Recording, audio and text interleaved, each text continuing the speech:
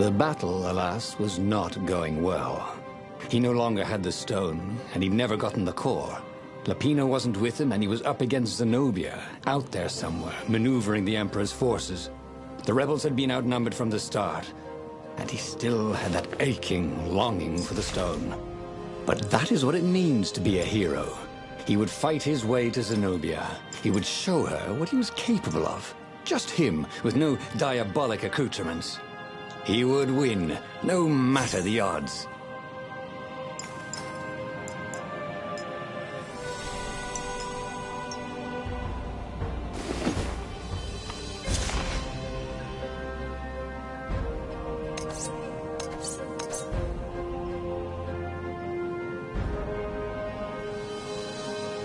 This sword from the mystical East could make time itself slow for you.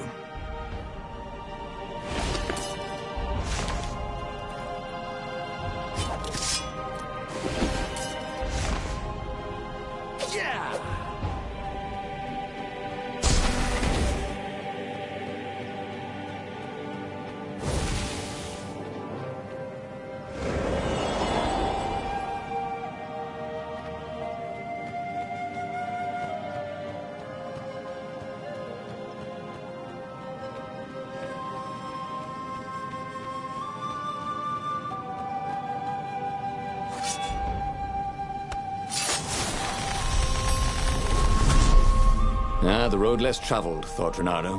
How intriguing.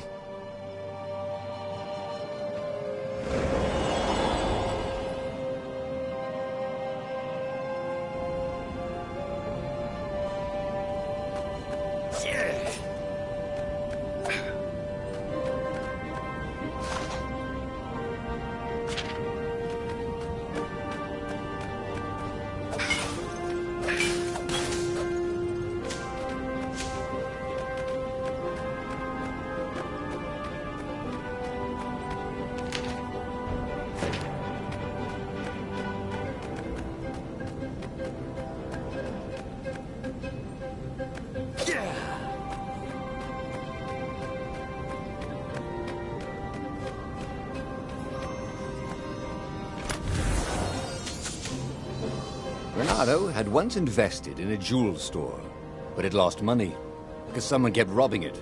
Twist, it was him.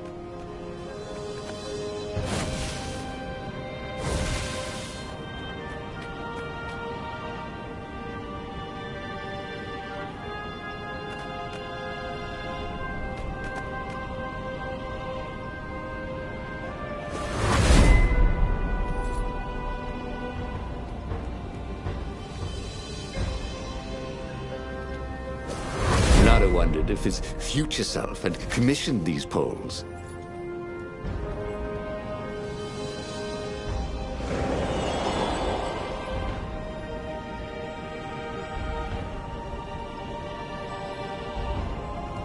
That was it.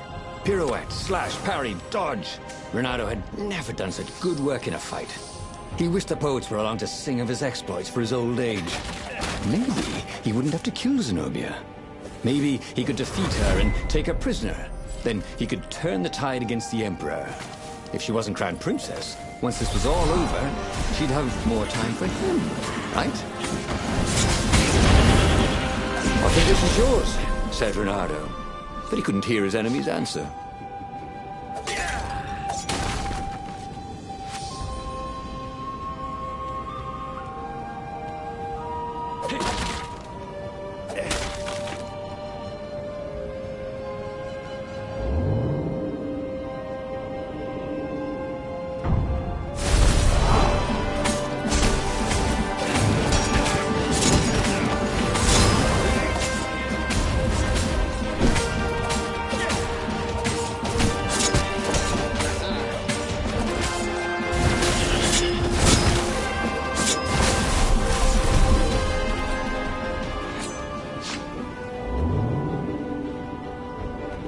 This is quite the view, he thought.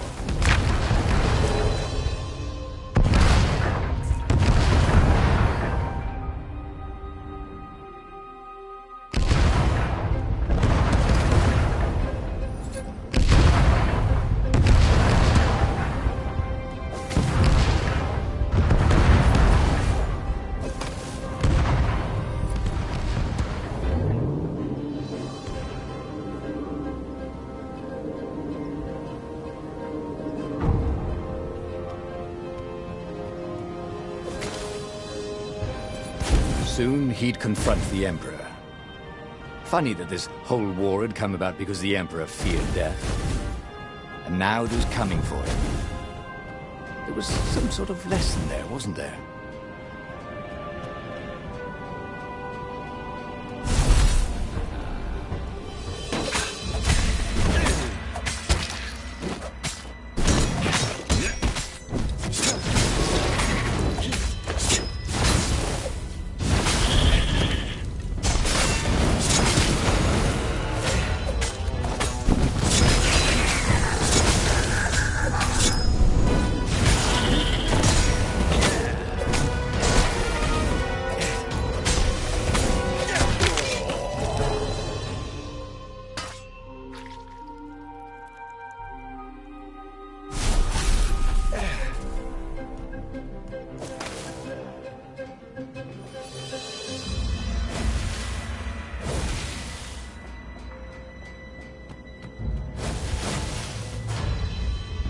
This is why heroes are called dashing, Renato thought. See? Dashing? Get it?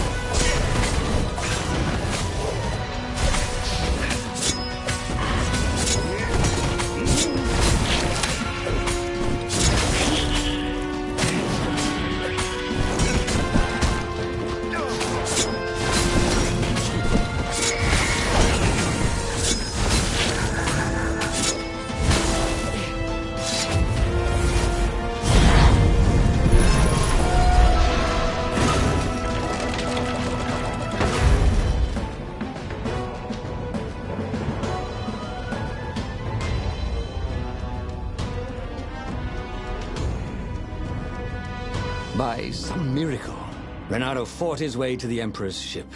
He was exhausted, bleeding, but he'd found the strength to reject the stone. Zenobia came out of the ship.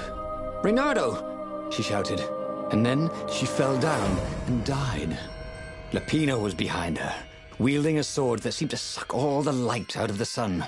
"You idiot! You threw the stone away!" cried Lapino. "You said it was evil." "It hates sanctimonious prigs like you," laughed Lapino. "We're having a grand old time." Renato turned and ran. But no matter where he ran, Lapino jumped in front of him until Renato was cornered. That boy could hop.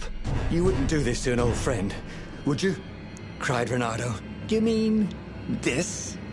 said Lapino as he slid the sword into Renato's guts. And just like that, he was alive again, and back on the Farfarer, still fleeing burning Ubar. The book was still open before him. So, the book was a portal. It took you to the future, when your destinies would branch. He had failed and died 3 times, but he'd learned another true thing. Lapino was a traitor. Renato had suspected there was something wrong with the mad rabbit, but now he knew there was malice behind his goofiness.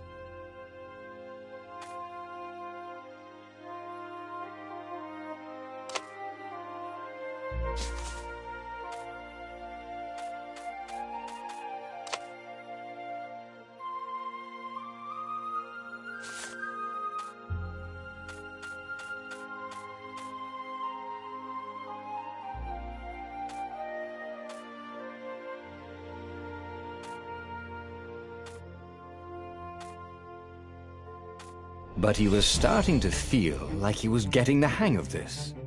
There was a way through to victory. He could feel it. He just had to keep running the path of destinies. With that, the book fluttered back to the beginning, and he fell into it. The clouds parted over the Isles of Boreas. It was time to choose. The rebellion was in trouble. Ravens were scouting for the secret rebel base. They needed a game changer. Pieces of the Sky Ripper had surfaced. Renato knew that using it could go catastrophically wrong, but he was sure he could figure out how to use it safely. Also, a temple had risen out of empty desert, as tempting as it was to explore ancient mysteries. There was a war going on, and also, his old friend Lupino needed rescuing. Of course, Renato had a pretty strong suspicion that Lupino had betrayed the rebellion. But could Renato really leave an old friend to the Ravens?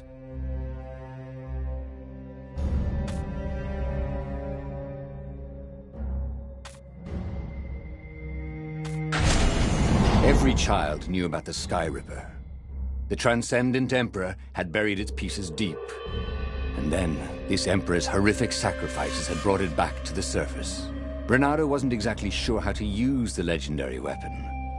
But surely, there must be some way to do it without provoking another catastrophe. Had he, somehow, summoned the long-lost components of the legendary weapon out of the deep places of the Earth? It was more than Renato could fathom. But if he could find a legendary weapon, he would use it.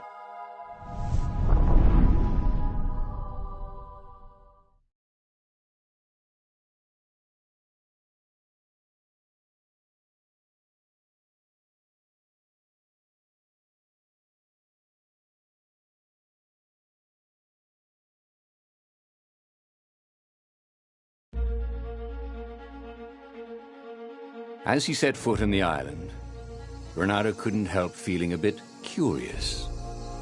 Was Lupino still waiting to be rescued? No. He was probably drinking champagne with the ravens. Did ravens drink champagne? Did rabbits? Renato felt oddly thirsty, come to think of it. Why had he chosen the Sky Ripper?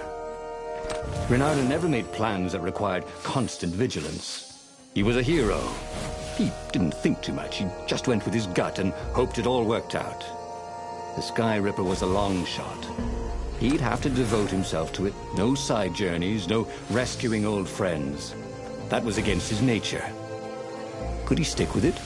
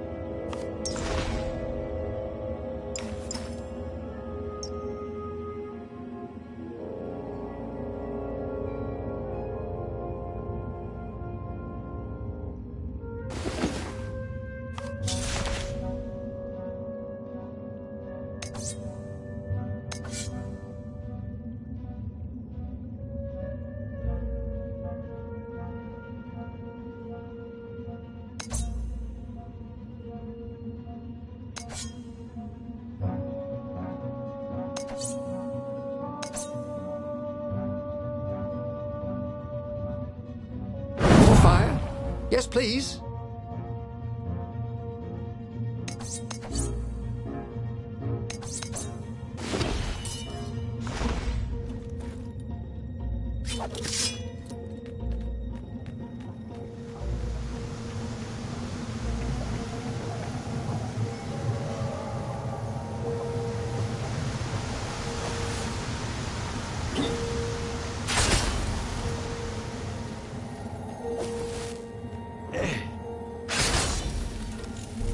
Didn't your mother tell you it's rude to stare? Snapped Renato, a little smug.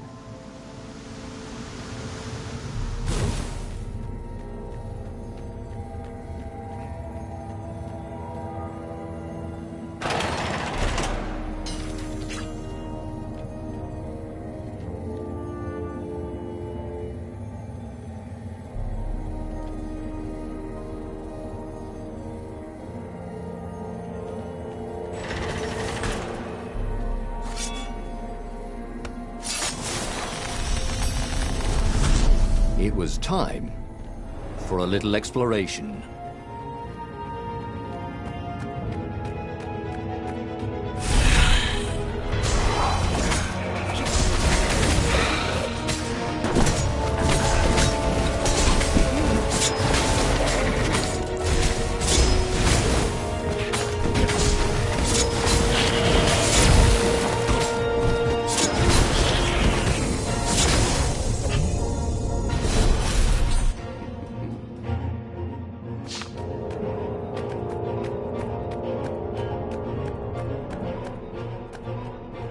That had been his mistake before, trusting his old friend Lapino, who'd been through so many battles with him and shared so many heartaches, who he'd rescued so many times.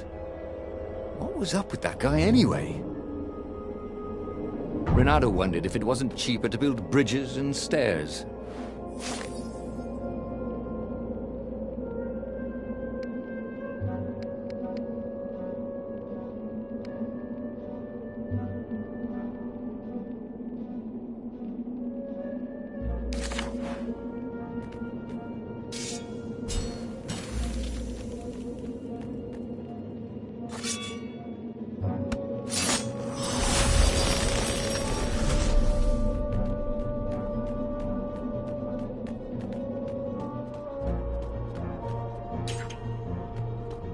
The mysterious sword from the east made you so fast you could catch a fly with your chopsticks. If that's what you really wanted.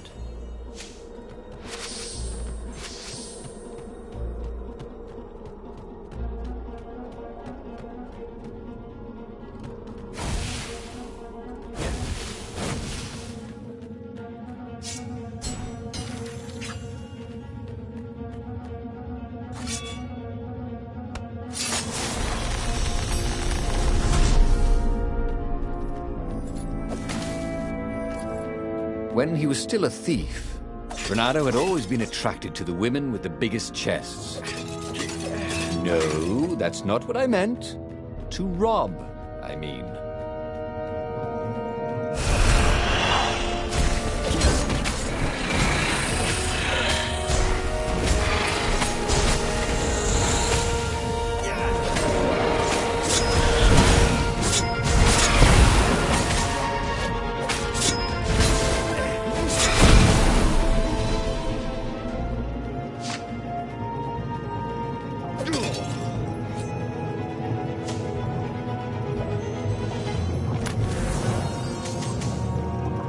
Magical jewel.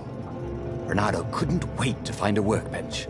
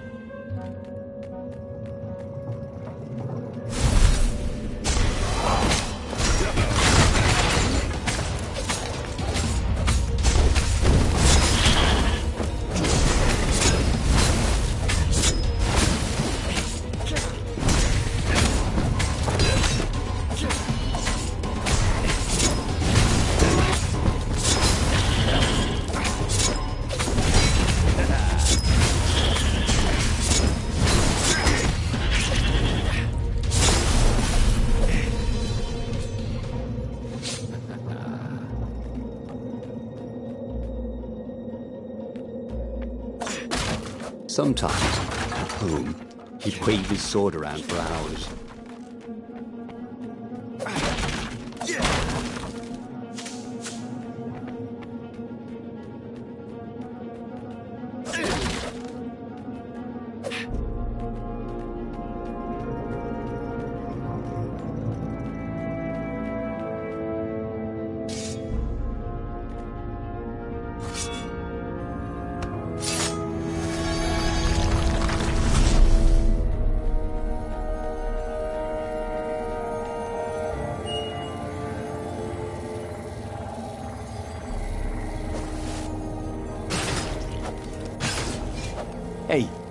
Why don't you guys fight in groups?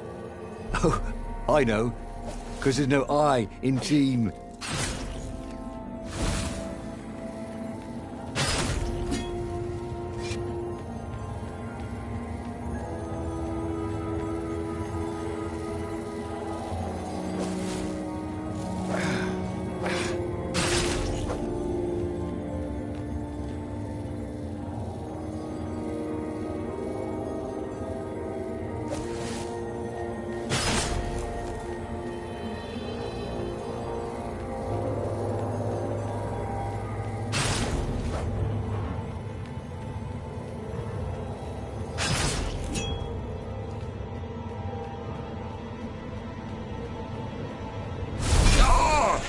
Such delicious-looking eyeballs!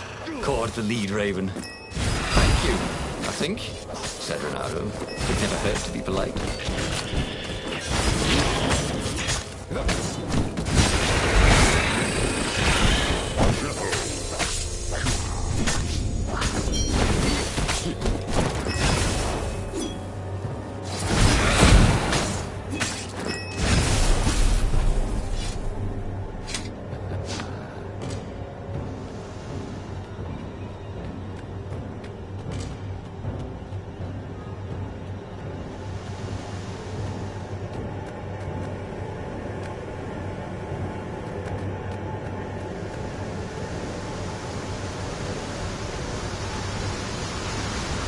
So that's what they meant by a firewall. What unlocks a firewall?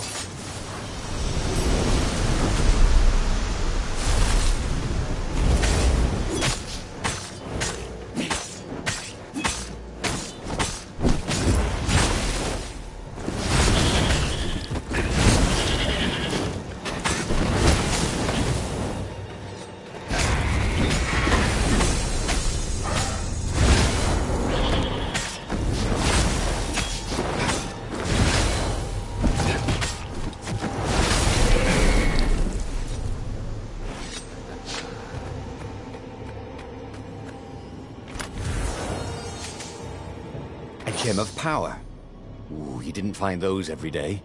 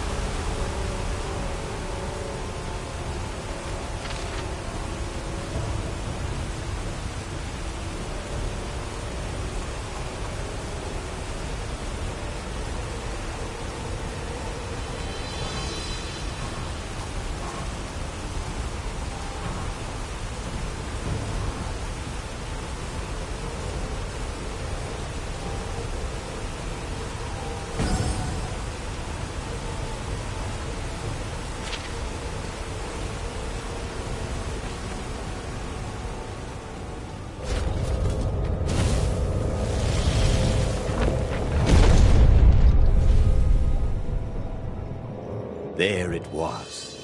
Skyripper's armature. The stuff that dreams are made of.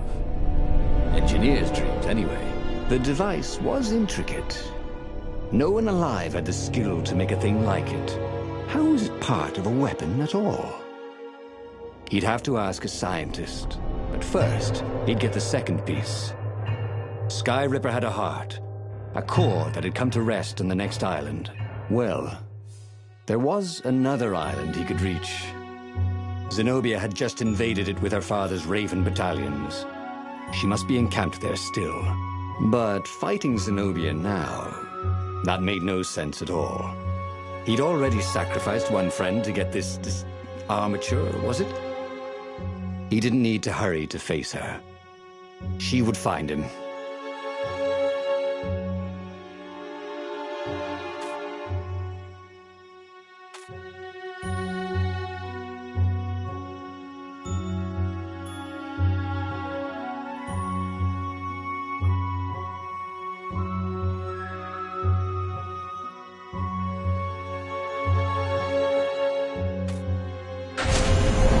a no-brainer. He'd sacrificed his old friend Lapino to get the armature. And the armature was useless by itself, only a series of coils and wheels. War demanded sacrifices, and he would make more before the end. He would have to choose the greatest good, no matter how much it cost him. Zenobia. Well, he would see her sooner or later, across a battlefield or a sword's point before all this was over. He was sure of that. The power was in the core. Obviously, he had to get the core.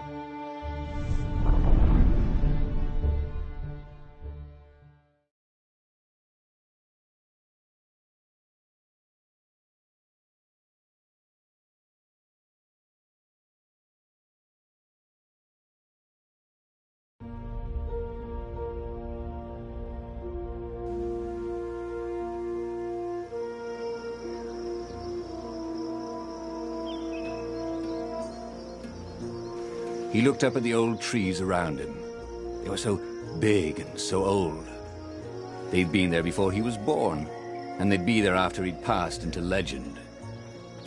Was he confronting his own unimportance? What had got into him? He was no philosopher. Anyway, who cares? He was plenty important. He was a hero, and soon he'd prove it.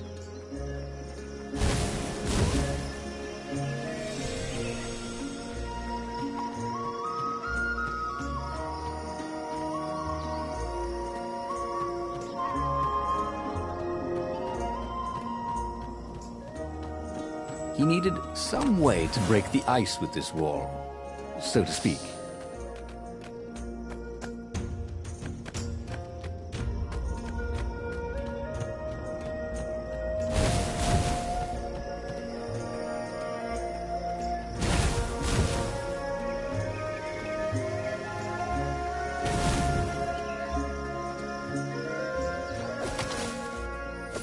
Ah, Zenobia. Now that he knew she still loved him, he wanted to go back to her. But that hadn't worked out, had it? Maybe it was time to find the core of the Sky Ripper.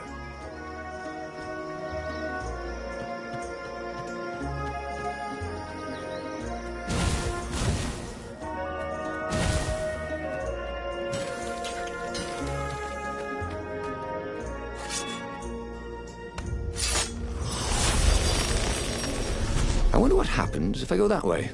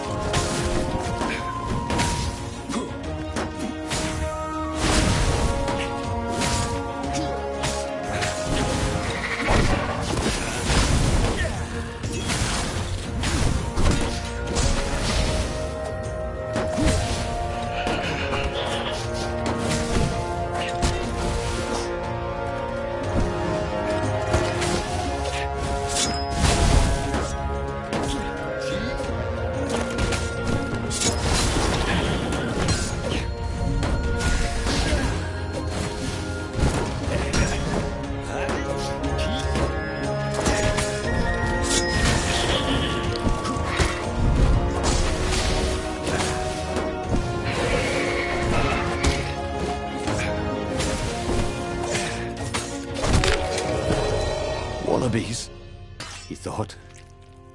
Why did it have to be wallabies?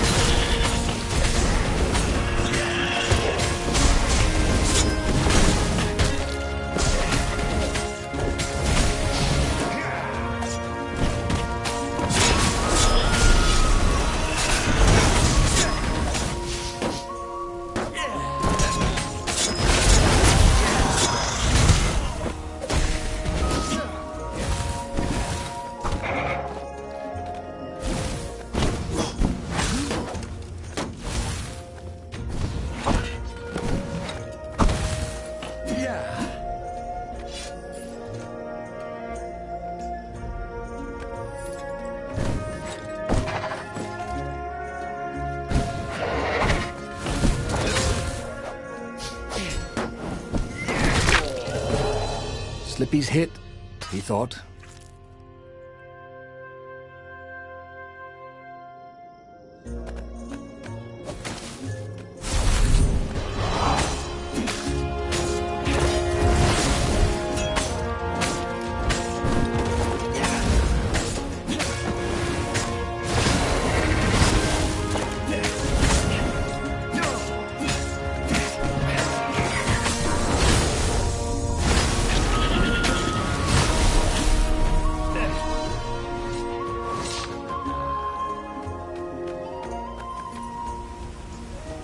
The waterfall was spectacular.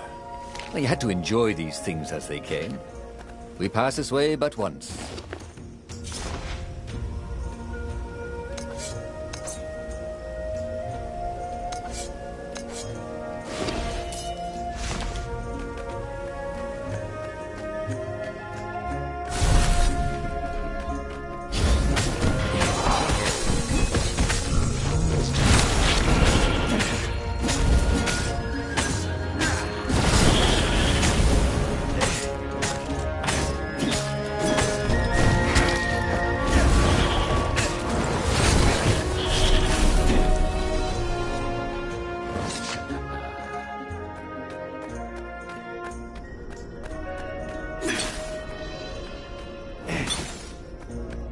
There was something sour in the air.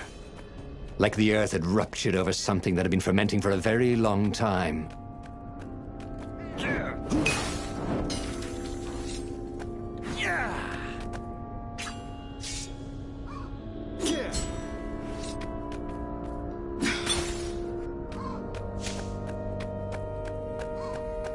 He was sort of yanking his own chain, wasn't he?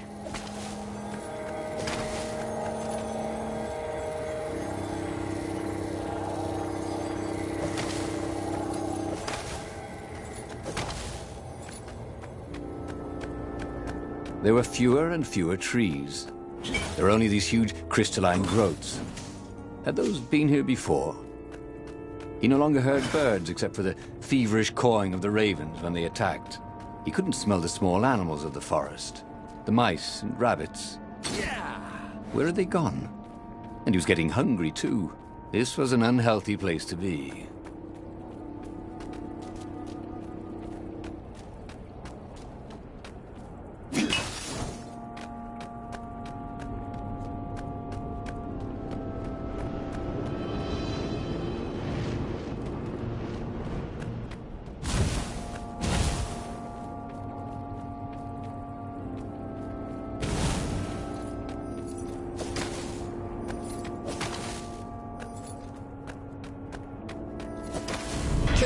Kill the rebel! Caught one raven. Eat the rebel! Caught another.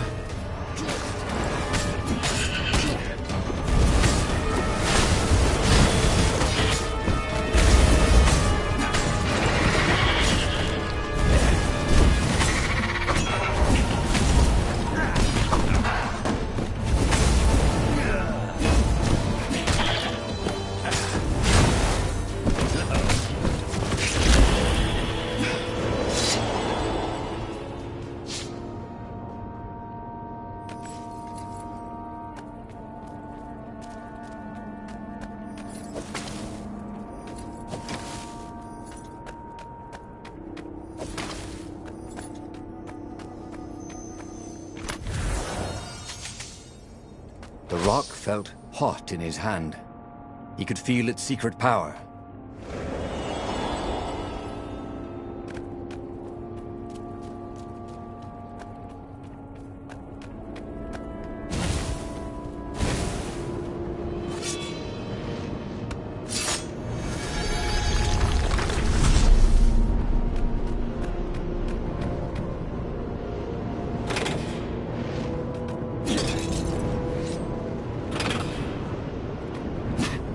See? With enough leverage, you could go anywhere.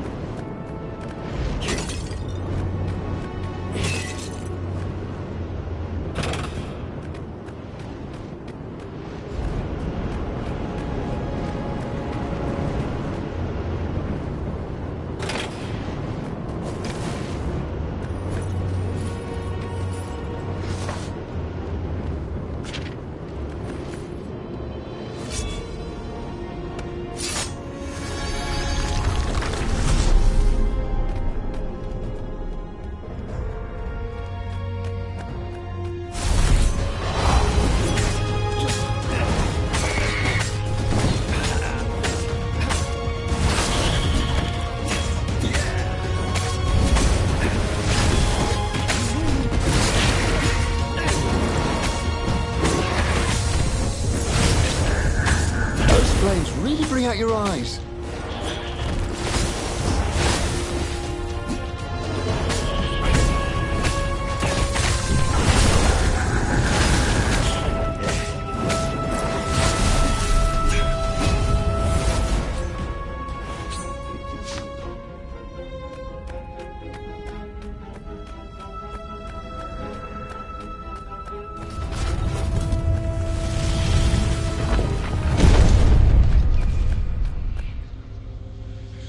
The 20-sided core made him feel physically sick. Once he had sneaked into a temple of the dark arts, and he hadn't liked what he smelt and saw there. This felt like that. As quick as he could, he wrangled the icosahedron into the armature. The wheels began to spin, then glow. The sick feeling quickly spun away. Now he only felt sad. He had lost good friends for this war apparatus. Maybe Lapino wasn't such a good friend. Yeah, that made him feel better. He carried his prize back to the Farfarer. Now, he had to make his next move.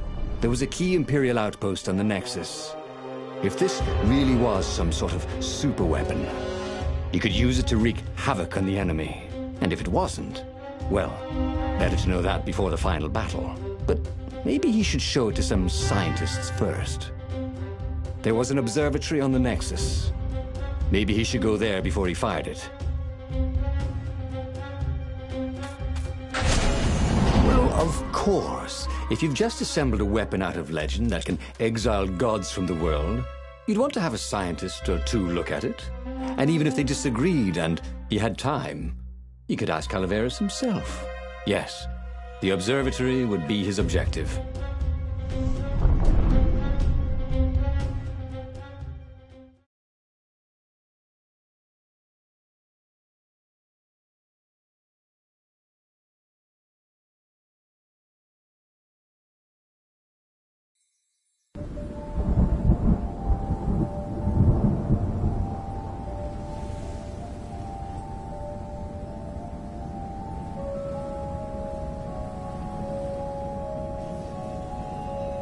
Why had the parts of the Sky Ripper only surfaced now, thousands of years after the Transcendent Emperor had dismantled it? The mad Emperor Isengrim had performed terrible, bloodthirsty rituals to invoke the lost gods. Was that why these ancient artifacts were rising out of the ground? How perfect, then, that the Sky Ripper would reappear to be his destruction. And, hopefully this time, just his destruction.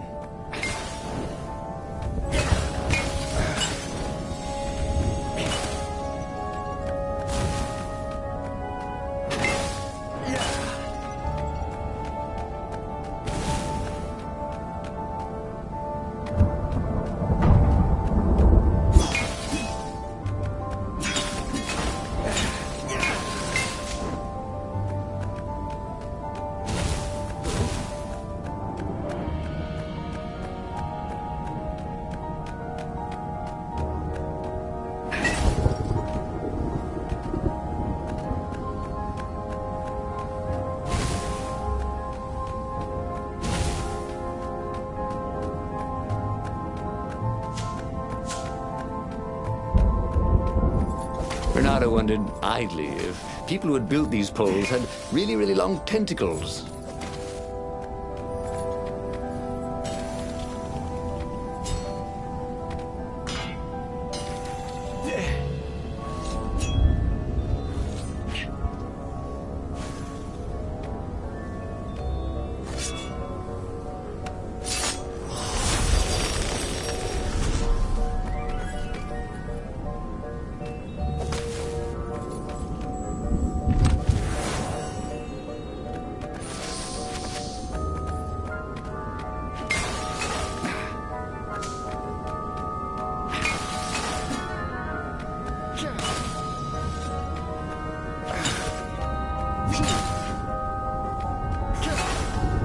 Bernardo had been the terror of the sandcastles when he was two.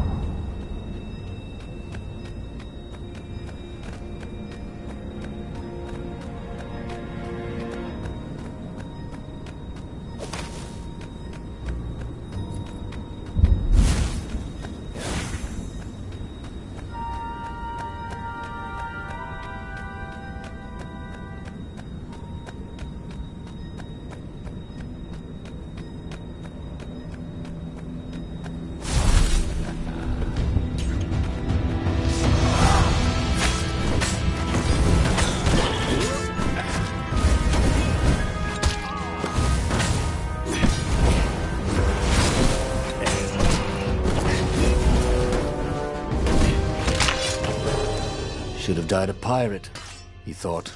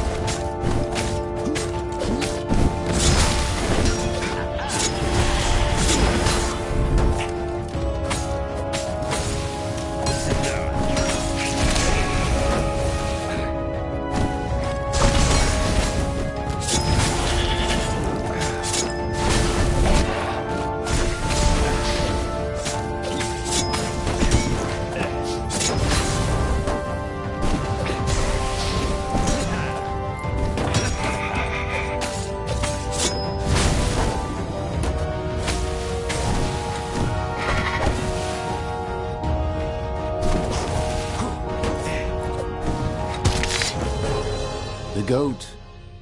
Take the goat across first, Bernardo thought. But it was too late.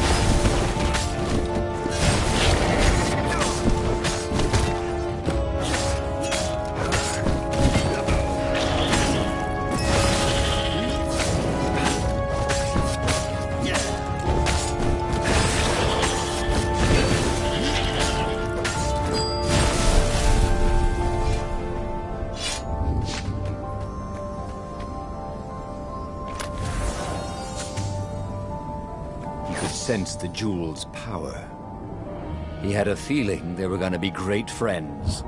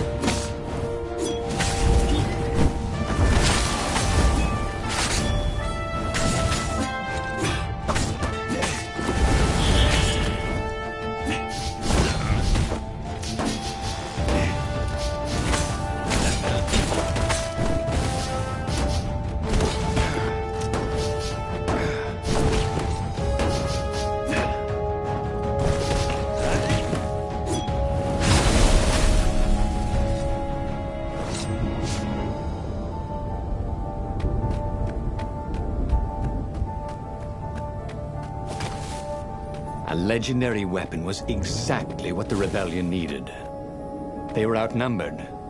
The once kind emperor had become a tyrant. But his ravens stayed loyal, for he fed them his victims, and the other animals were too frightened to rebel. Renato shuddered at what the emperor was trying to do. To bring back the lost gods, the Black Harvest, the Black Sun? No. He would stop that toad, no matter what the risk.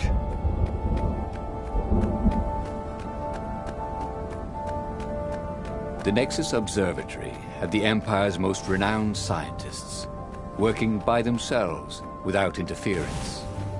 At least, so far.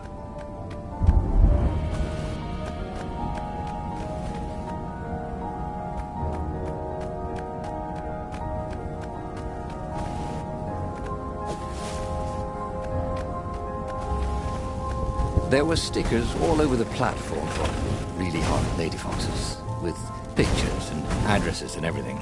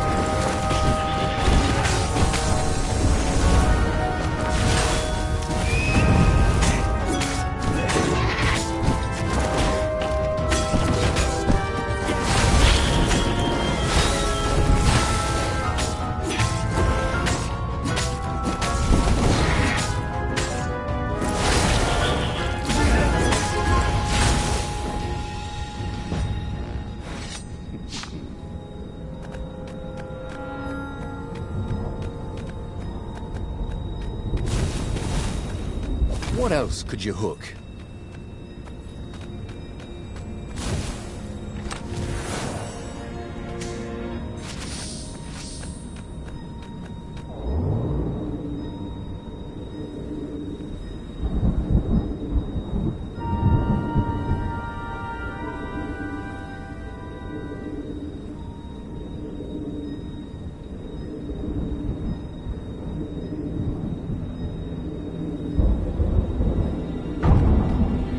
They didn't want their things broken.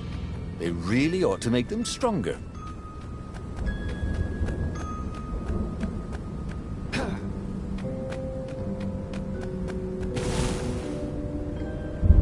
Renato was thrilled. The scientists seemed to think he'd put the Sky Ripper together right. But one toad was worried. Yeah, the Sky Ripper could tear a hole in existence itself.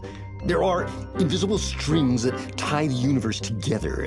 If the Sky Ripper cut one, the hole would widen and widen until our whole existence fell into it. Another toad sighed.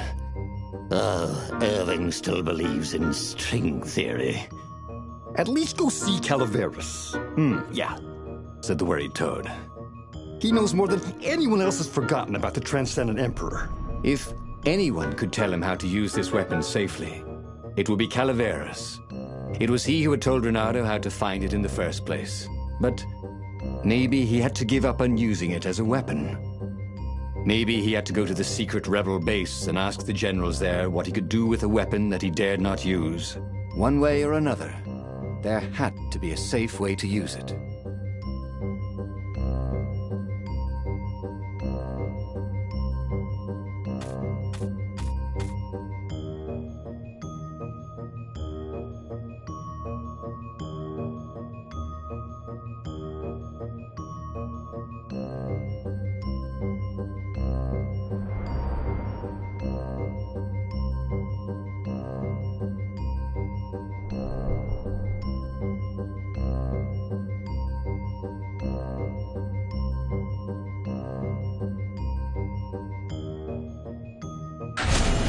Well, he should have known he'd have to consult Calaveras again.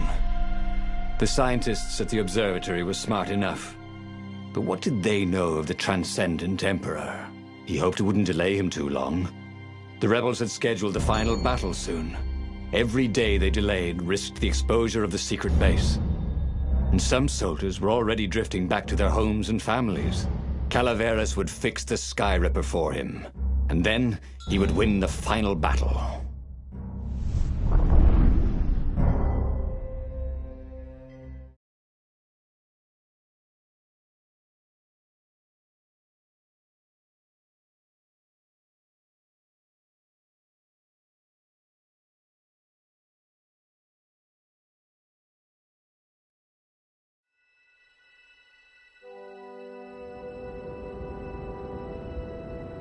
Maybe it was the cold. But after a few steps, Renado's optimism started to slump. What if Calaveras couldn't help? Did Renato dare use the Sky Ripper? Oh, he hated that he had chosen this path. It was so much simpler to rescue friends and attack enemies. Even if some of those friends were more trouble than his enemies, some of those enemies had been friends before and might be lovers after. No, okay, it wasn't all that much simpler, no.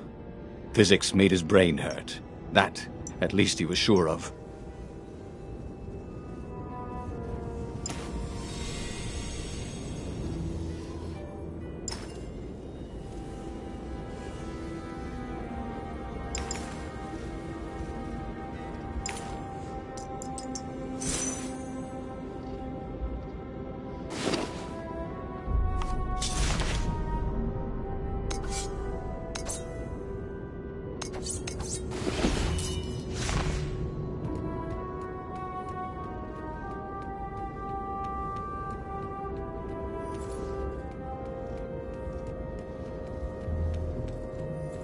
Whee!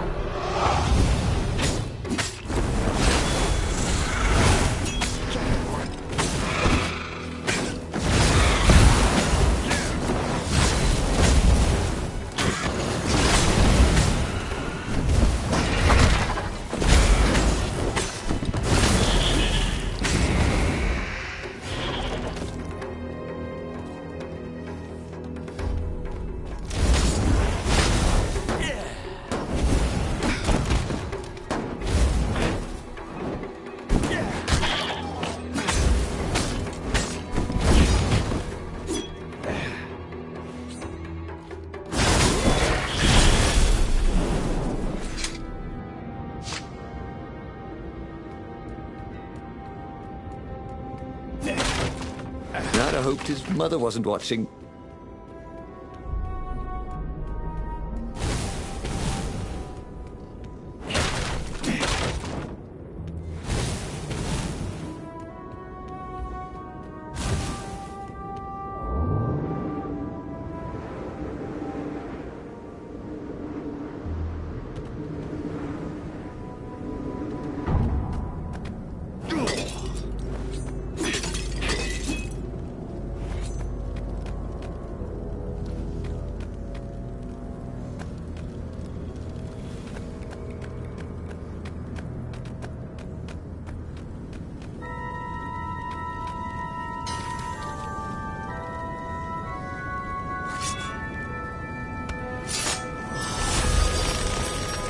Maybe I should follow my nose, thought Renado.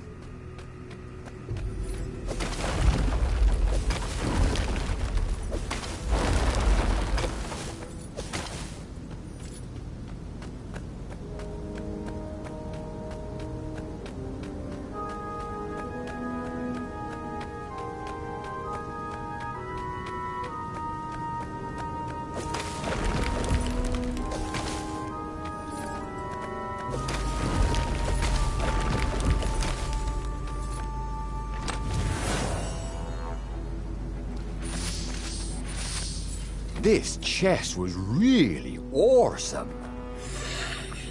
See what I did there?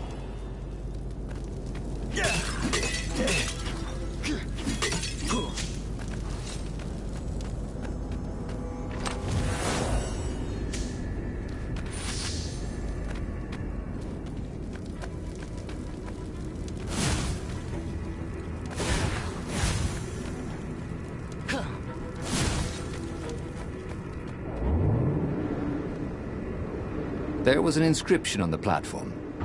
Balaleka lessons, with an address.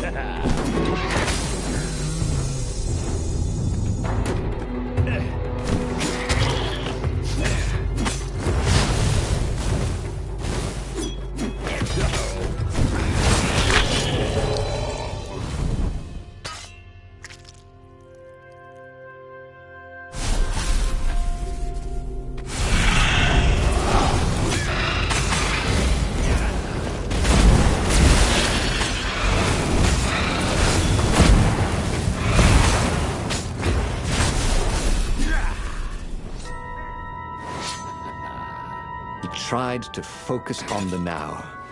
The ravens who seemed everywhere all the time. Where did they hatch from? Were there giant raven hatcheries somewhere, or did they have families? Ooh, he didn't want to think about raven mummies raising their darling raven chicks. Yeah, Kilvaris would help. He would make Renato feel better about using the Sky Ripper. And then Renato wouldn't have to worry about ravens ever again.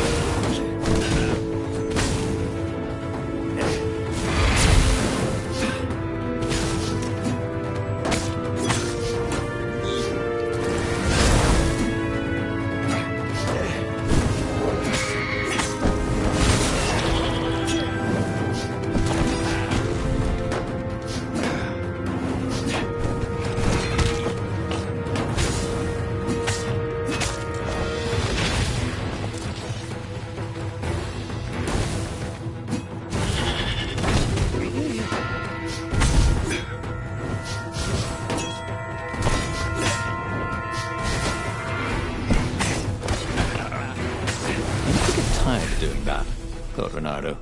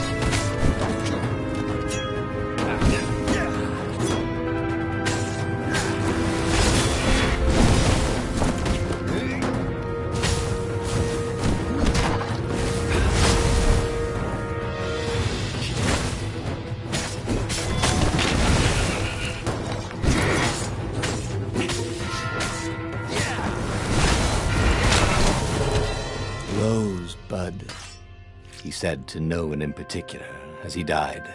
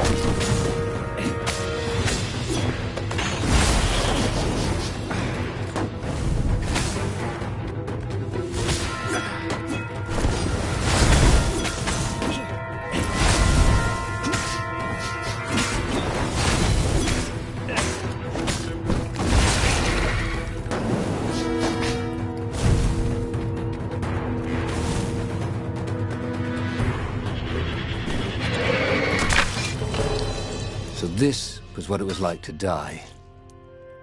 Not nearly as much fun as they said.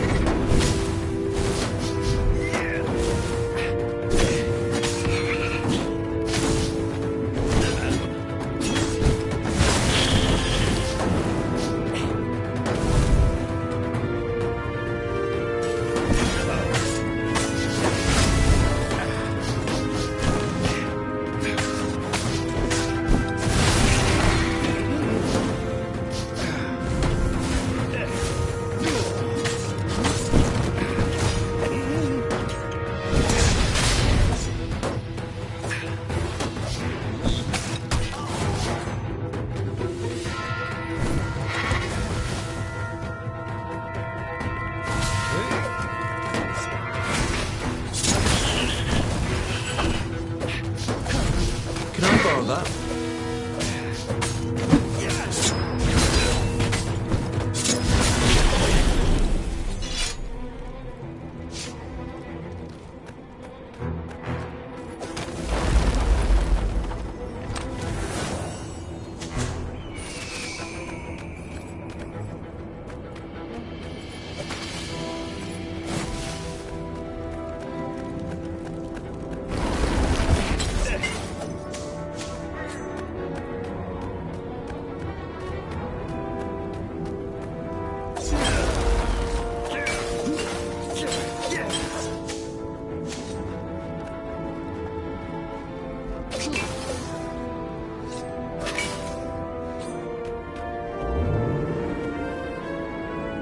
There was an inscription, no spitting.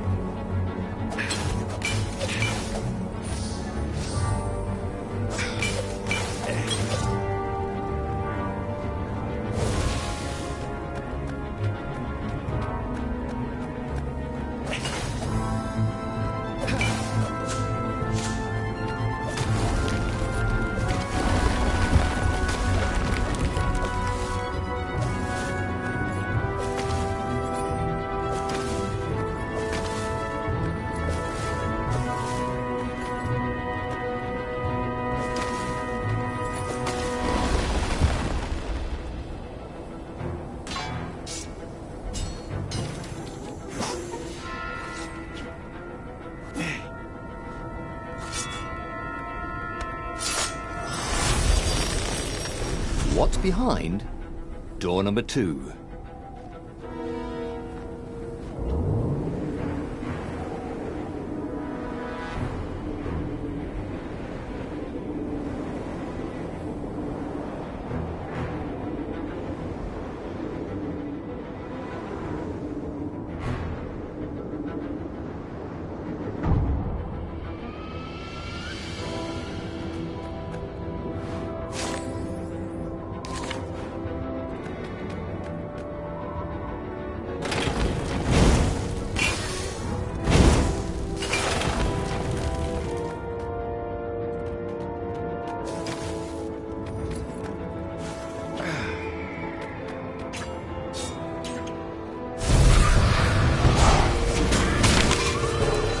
One small step for a fox, he thought.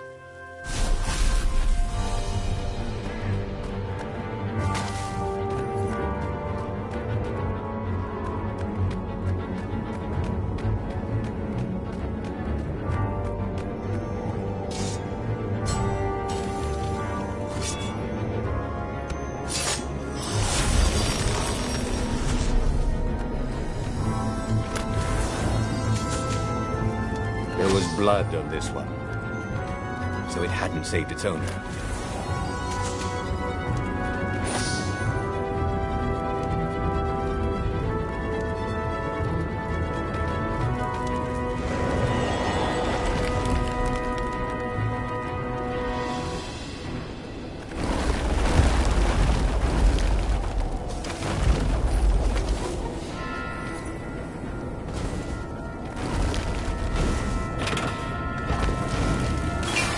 What was the point of this gate? Did they think no one would notice the lever?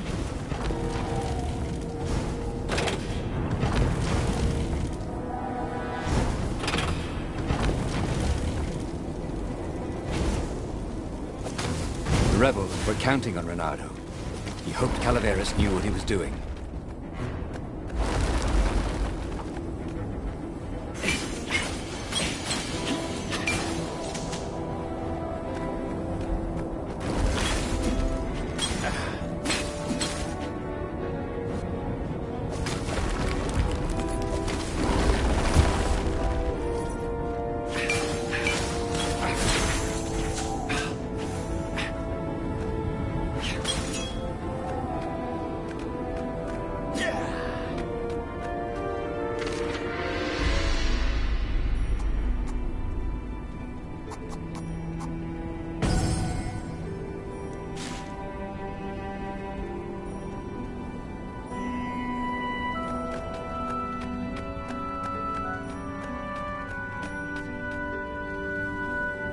Calaveras had never let him down.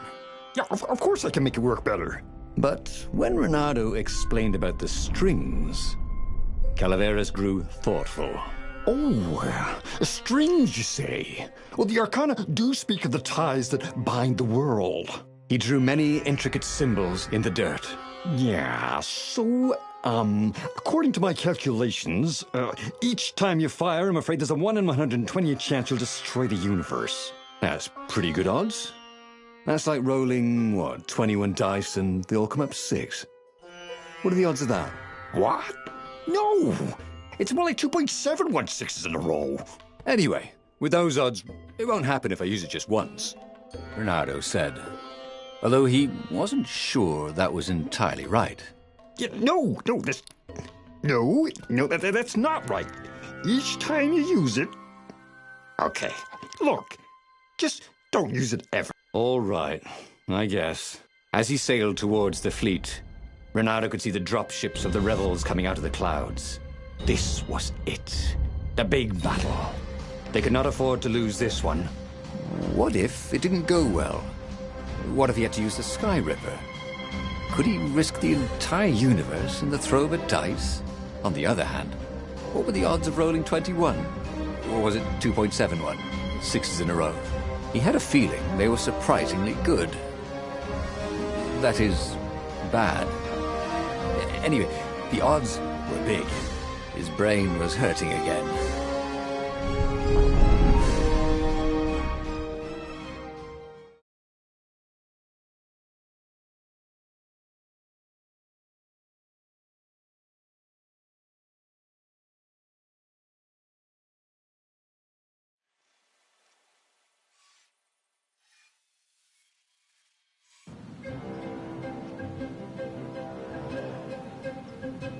The battle was not going spectacularly well. What had the rebels been thinking? They'd been thinking he would bring the Sky Ripper, or the Iblis Stone, or that he'd sideline Zenobia somehow, or turn her. Couldn't he use the Sky Ripper just once?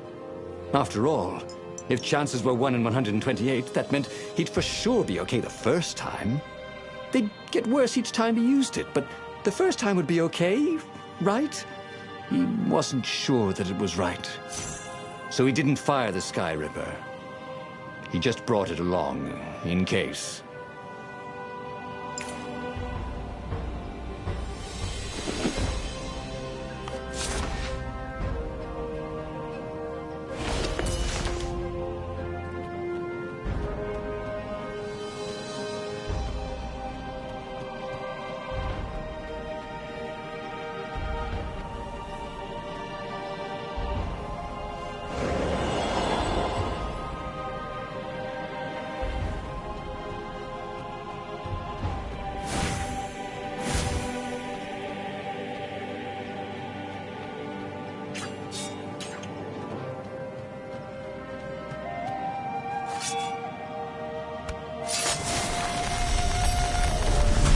The new pathway made Renato curious.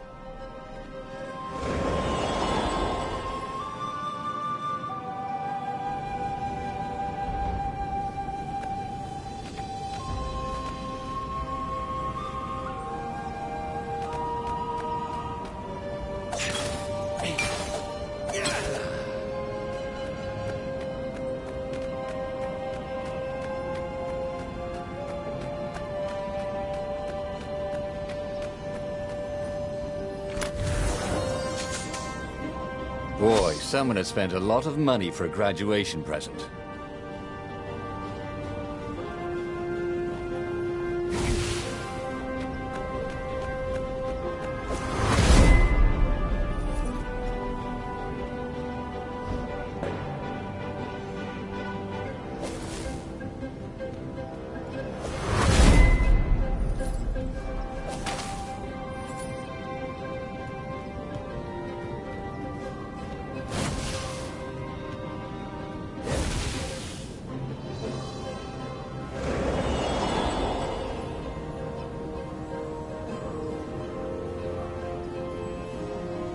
Someone had told him the odds didn't change just because you'd had a streak of good luck.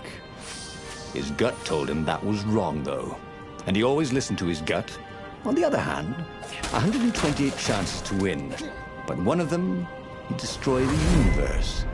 Ooh, that seemed a bit serious.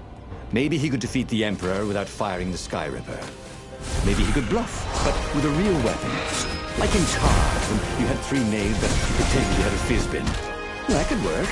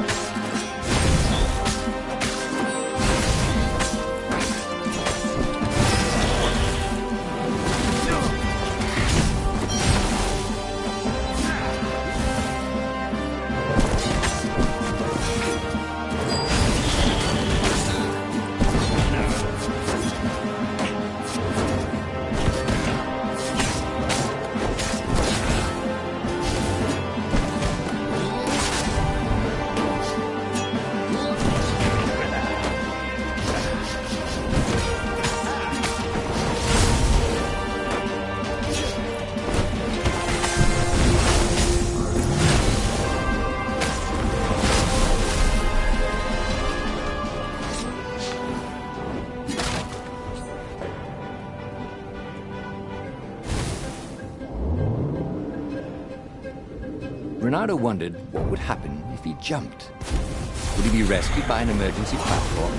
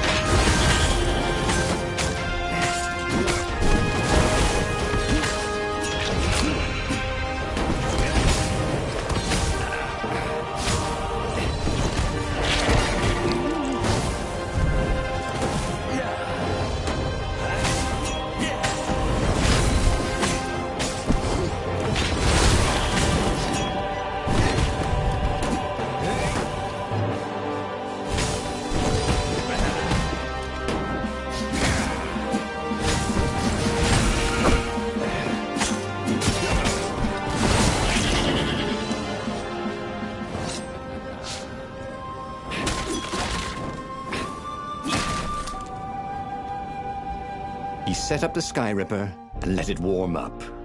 He would bluff if he had to. Zenobia came out, flanked by a very daunting platoon of ravens. "You won't actually use that," she said in that annoying, "I know everything because I'm a cat and you know nothing because you're just a fox" voice she had. "Oh, I know the odds." "Good, because there's a real chance you could destroy the universe." "No, not the first time I use it. The odds are too low." "What? No? Yeah, sure. The first time, the odds are practically nothing. They only go up if I use it a bunch more times." "No, but that's not how odds work. Didn't you pay attention in class?" "Now surrender, or I'll use it. Just once," he said. "Don't." He felt sure the odds were with him. He had to go with his gut. That's what heroes do. "Fire," he said. "Please?" The Sky Ripper fired. With a tremendous whoosh, the Emperor's flagship went up in flames. It was awesome. Then he noticed there was a hole in the air. A blackness, like a tear in a parchment. Wind was blowing into it, widening it. It grew larger, and even larger. Crates fell upwards into it, and the world itself seemed bent, like the reflection on a curved mirror, as it poured into the ravenous hole. 1 in 128. What are the odds? Thought Reynardo, and then everything fell into the hole and was gone. And he hadn't learned anything new this time. He'd done the same thing twice, yet expected a different outcome.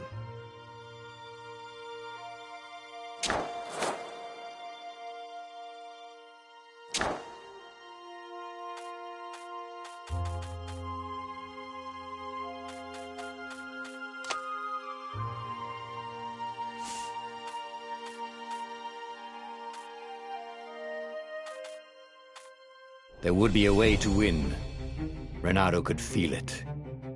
He'd have to explore choices he'd never made before he could figure it all out, though. And with that, the book's pages fluttered to the beginning once again. And he fell. The clouds parted over the Isles of Boreas. It was time to choose. The rebellion was in trouble. Ravens were scouting for the secret rebel base. They needed a game-changer. Pieces of the Sky Ripper had surfaced. Reynardo knew that using it could go catastrophically wrong, but he was sure he could figure out how to use it safely. Also, a temple had risen out of empty desert, as tempting as it was to explore ancient mysteries. There was a war going on, and also, his old friend Lapino needed rescuing. Of course, Reynardo had a pretty strong suspicion that Lapino had betrayed the rebellion. But could Reynardo really leave an old friend to the Ravens? Every child knew about the Sky Ripper. The Transcendent Emperor had buried its pieces deep. And then, this Emperor's horrific sacrifices had brought it back to the surface. Reynardo wasn't exactly sure how to use the legendary weapon. But surely, there must be some way to do it without provoking another catastrophe. Had he, somehow, summoned the long-lost components of the legendary weapon out of the deep places of the Earth? It was more than Reynardo could fathom. But if he could find a legendary weapon, he would use it.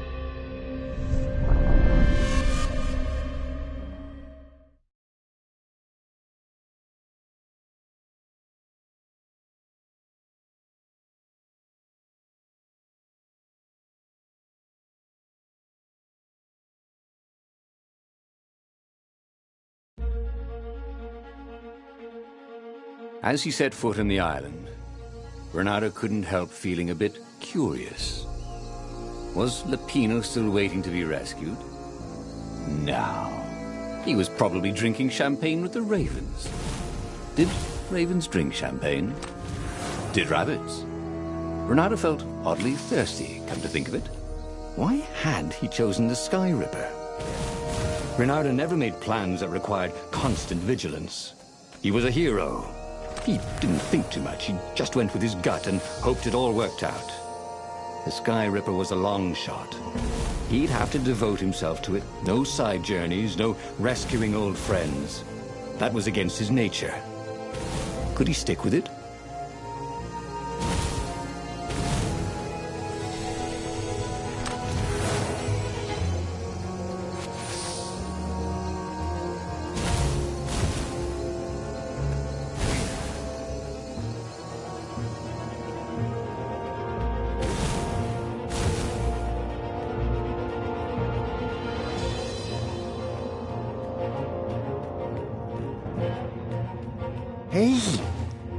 Hey, a workbench! He could try out his new bling.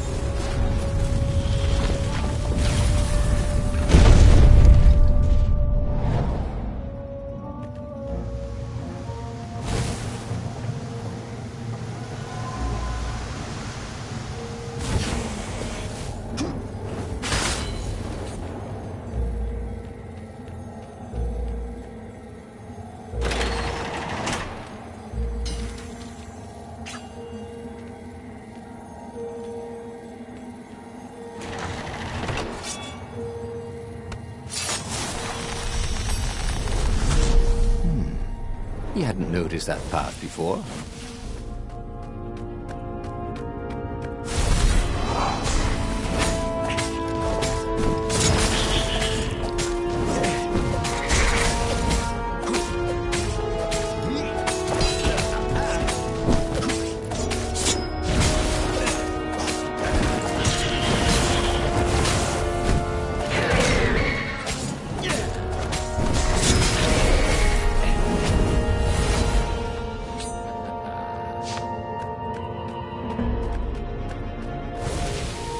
That had been his mistake before, trusting his old friend Lapino, who had been through so many battles with him and shed so many heartaches, who he'd rescued so many times.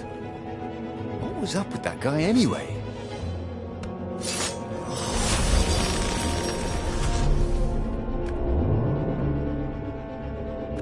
Take a leap of faith, said the inscription.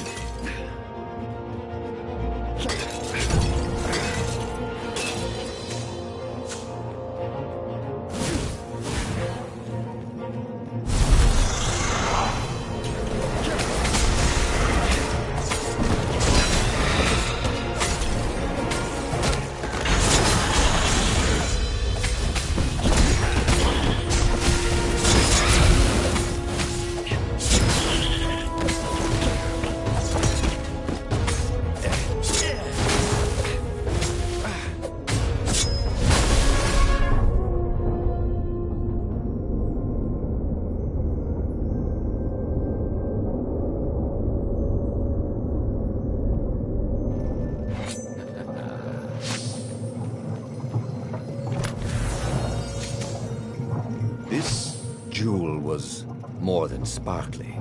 It had arcane power and an engraving. To Cindy.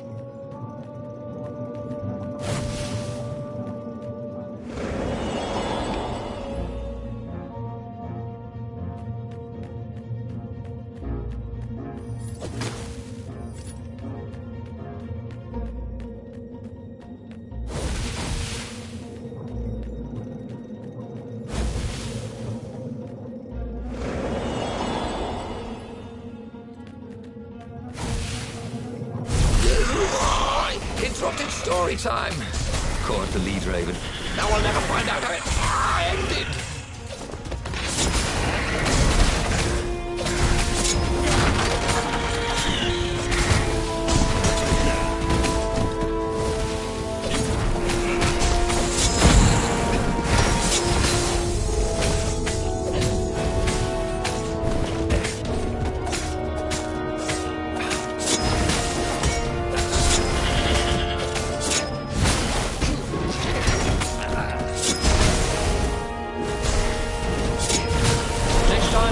more birds!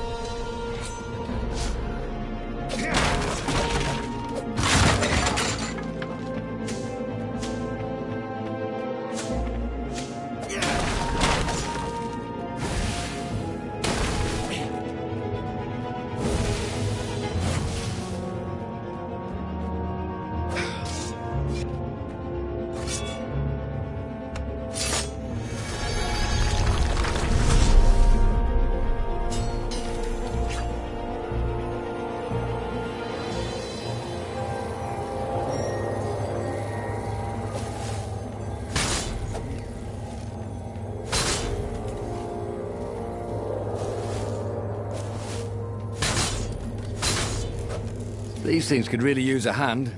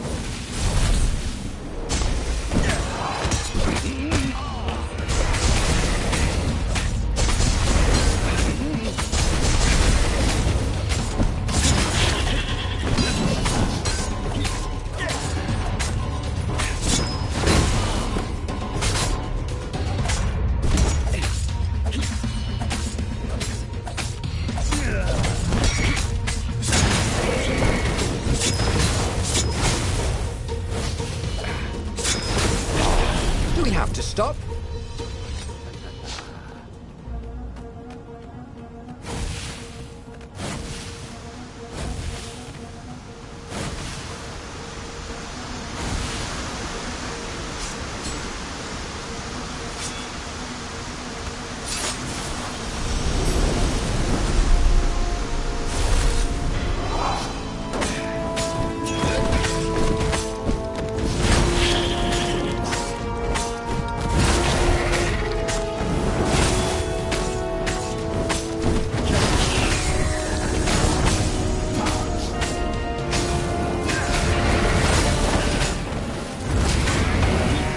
Burned fur.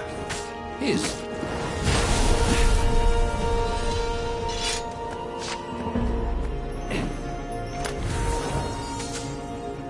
Not everyone knew how to use magical gems. Of course, not everyone had magical gem gauntlets like he did.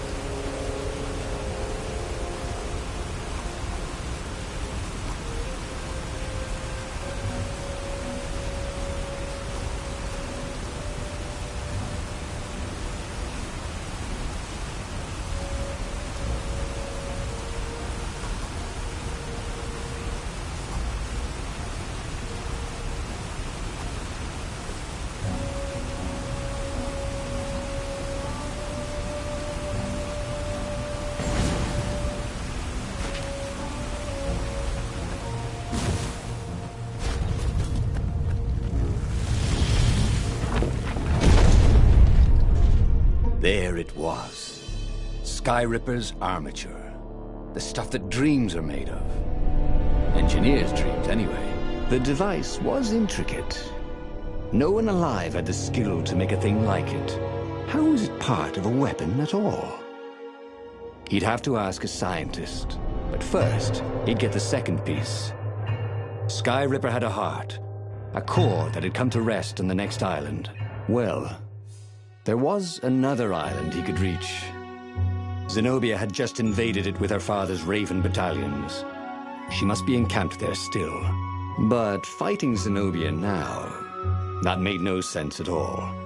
He'd already sacrificed one friend to get this armature, was it? He didn't need to hurry to face her. She would find him.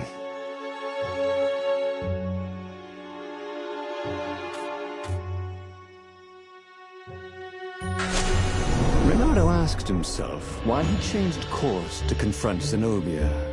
He'd no idea. Sometimes he would just do things, and he could never figure out why he'd done them. Usually, they worked out. After all, he was a hero.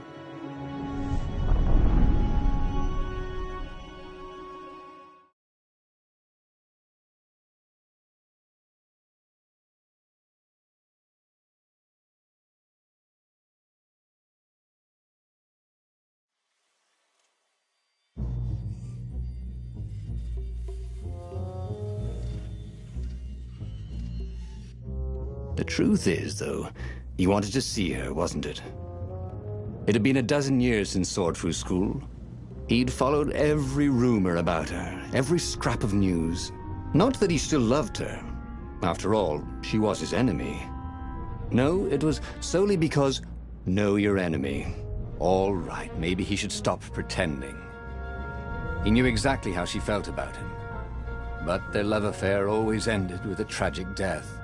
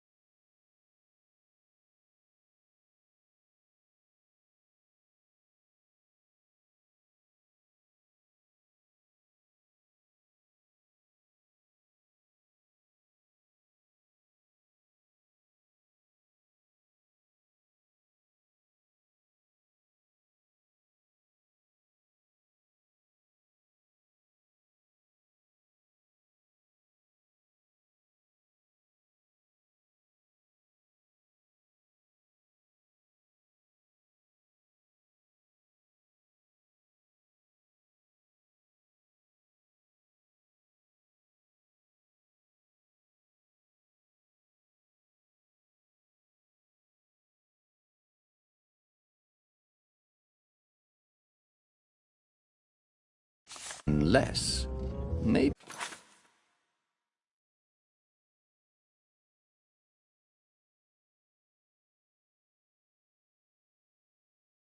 he could find a way to dodge tragedy. Surely he could, couldn't he?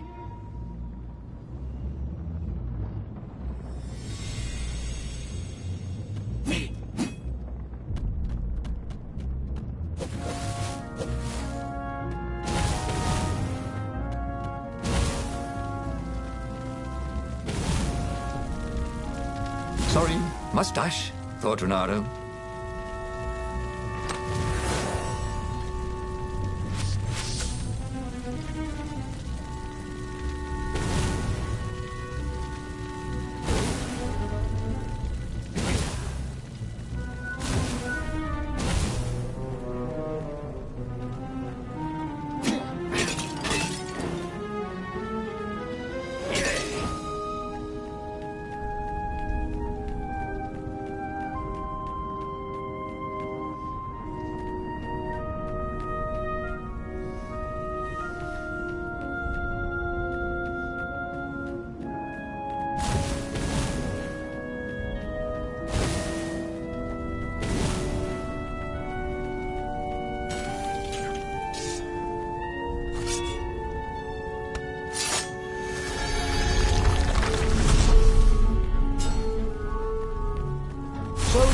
Who's your next of kin?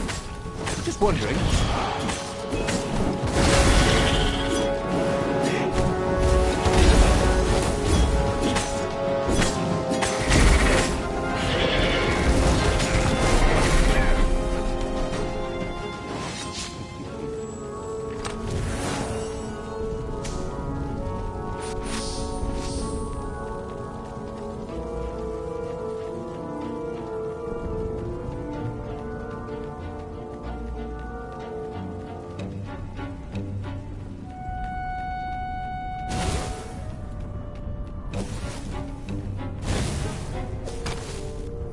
The city was burning, and there was no one to put out the fires. If somehow Zenobia survived her father and inherited his crown, what sort of empire would she be heir to? But he couldn't think about that, could he?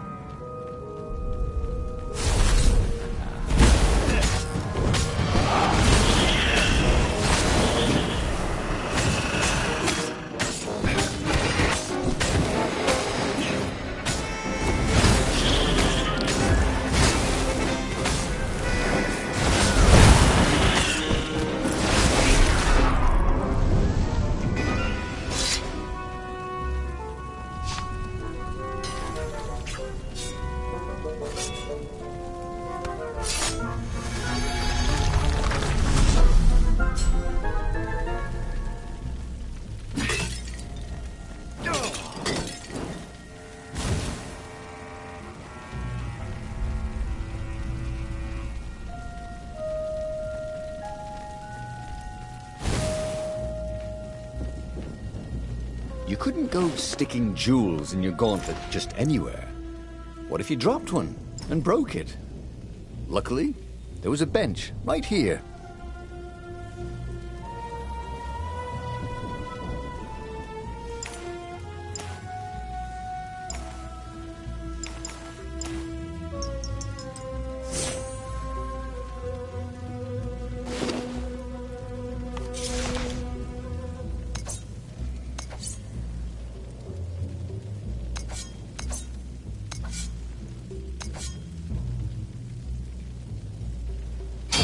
Slice the wings off a fly in the air. Not that he would. It's sort of mean, really.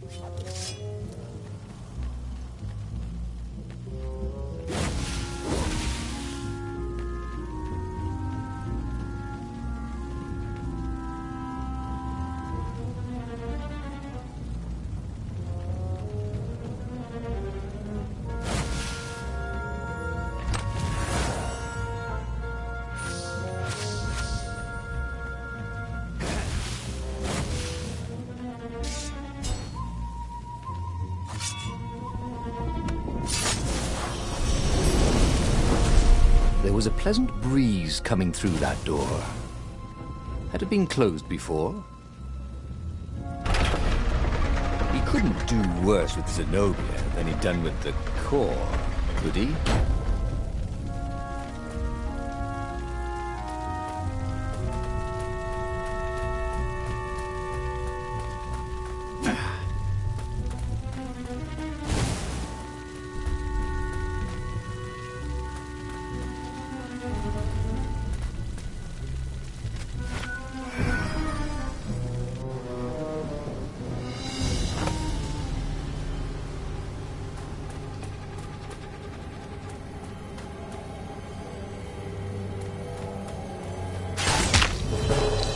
Renato was dead tired.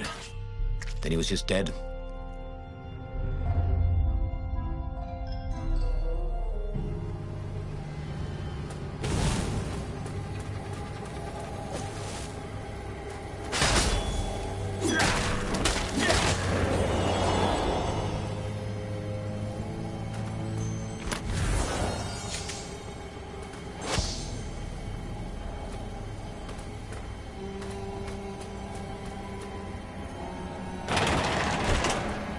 Renato wasn't entirely sure how he was going to capture Zenobia.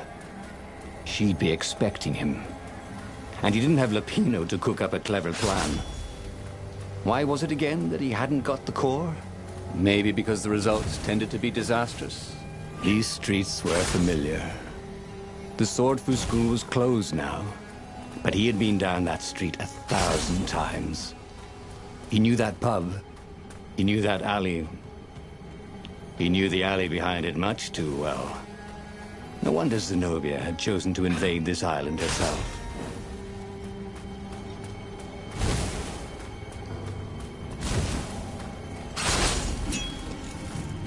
Renato hated gogglers, but it freaked him out to cut them.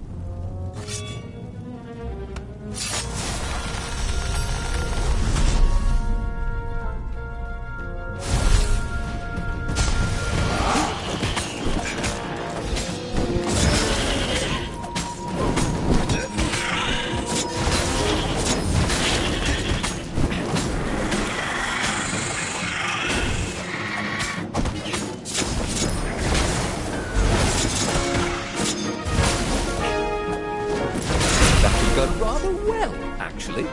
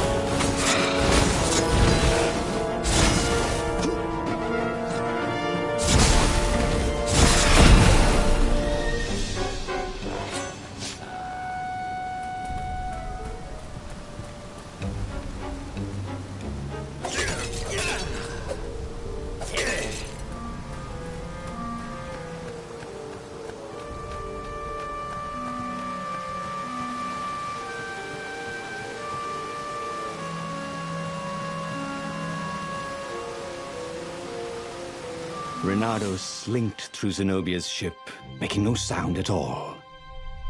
Where were her guards? Finally, he reached her bedroom.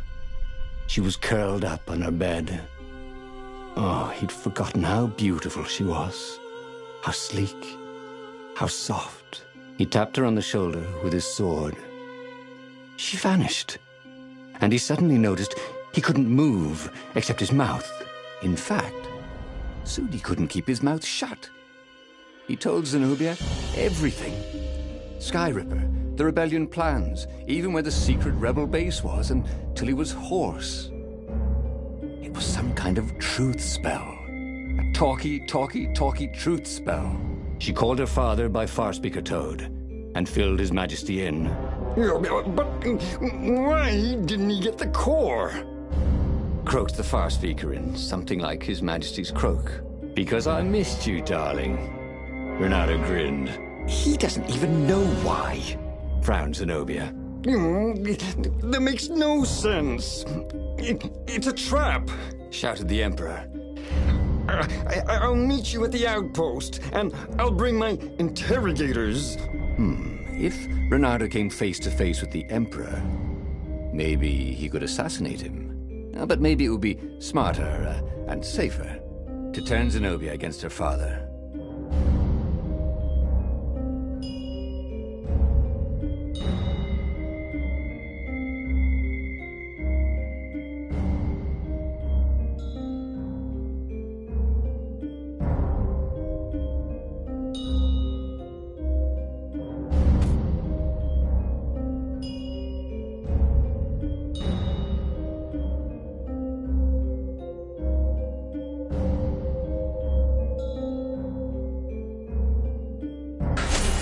What are you doing? Asked Zenobia. Did you ever wonder why the Emperor adopted you? He asked her. She shook her head. He told her. His Majesty wanted to bring the lost gods back. They could make him an eater of souls, an immortal. But to seal his bargain with them, he needed a sacrifice. Someone who truly loved him. She was stunned. Furious. You're lying. Under a truce spell? It's a trick. You can't prove that. Take me to the observatory, and I will.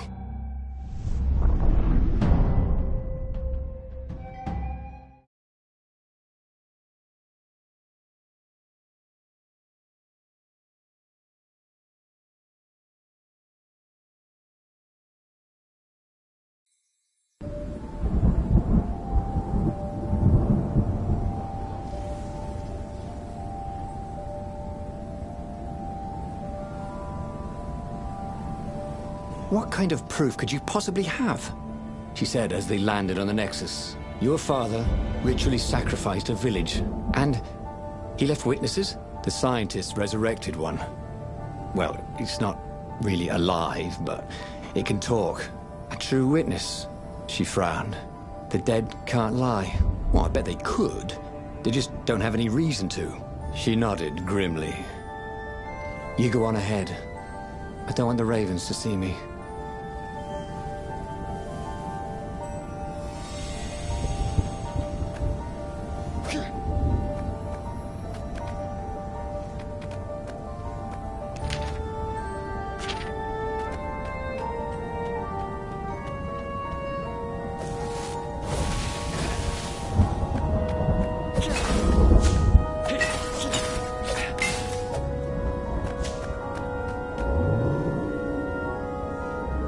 This was much easier than free climbing.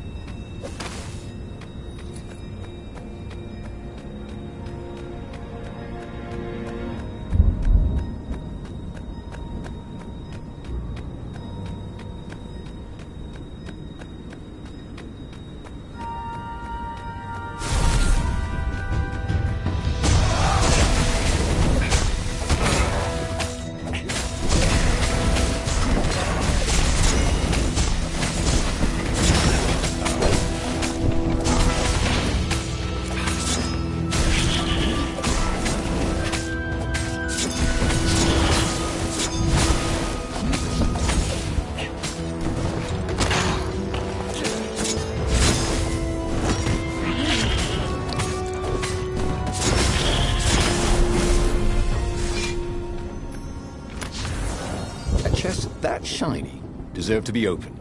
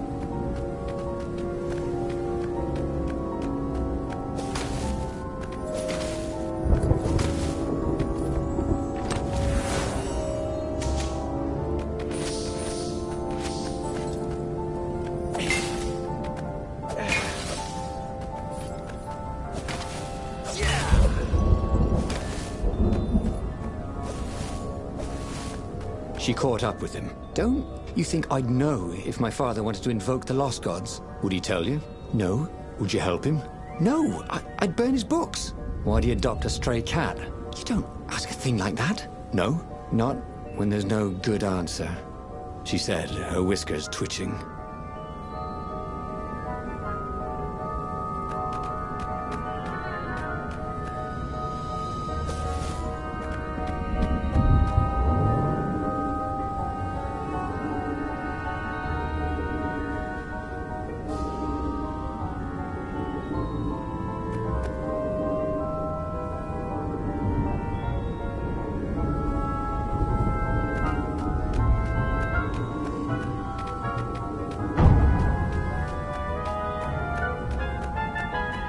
With all the secrets he revealed to the Emperor, the Ravens were probably heading for the secret base. Renato began to wonder if there would be anyone left to save, if Zenobia changed sides.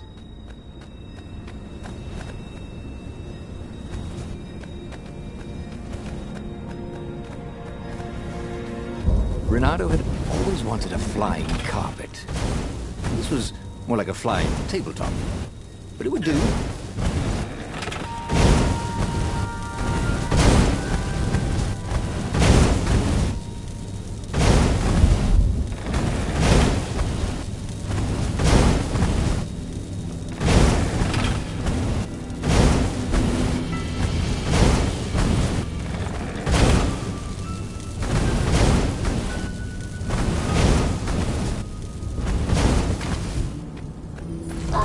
Long live the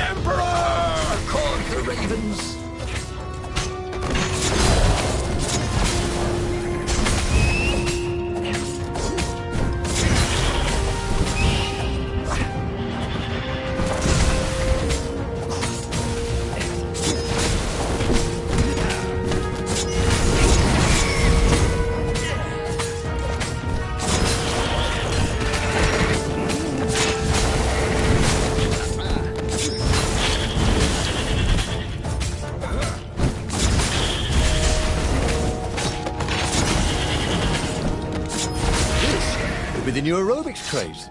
Am I right?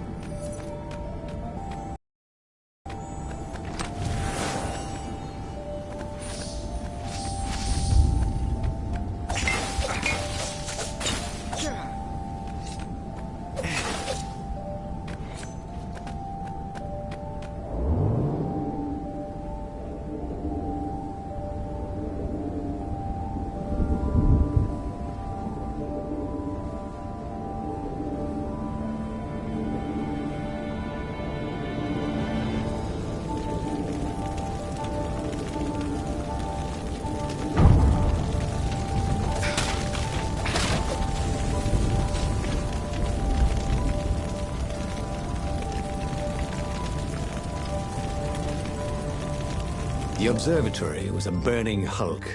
Dead scientists and black feathers everywhere. The ravens had burned the reanimated witness to cinders. Renato was stunned. There goes my proof. These were scientists, not rebels, Zenobia said, upset. Why would he do this? I don't know. Let's go to the fleet and ask him. Yes. I'll meet you on the mountains. There's something I have to get first. But could he afford to meet her in the mountains? He'd given the Empire the location of the secret rebel base. They would need rescuing. Why was he going to meet up with her? Wasn't it more important to rescue the Rebel Council from the almost certain Imperial attack? Why was he in this war anyway? Was it really to fight the good fight, or did he just want to see her again? One of these days, Renato thought, I should really figure out my motives before I pounce. Nah.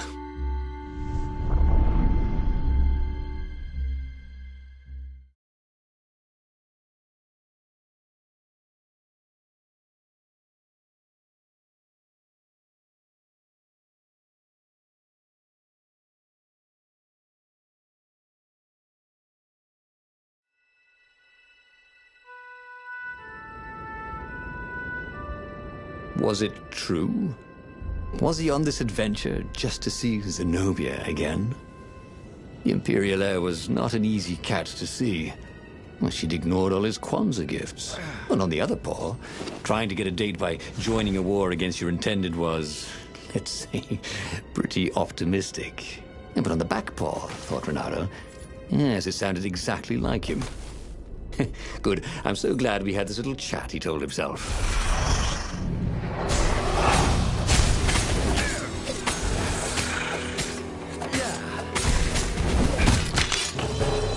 We'll always have Paris, he thought. And then he died.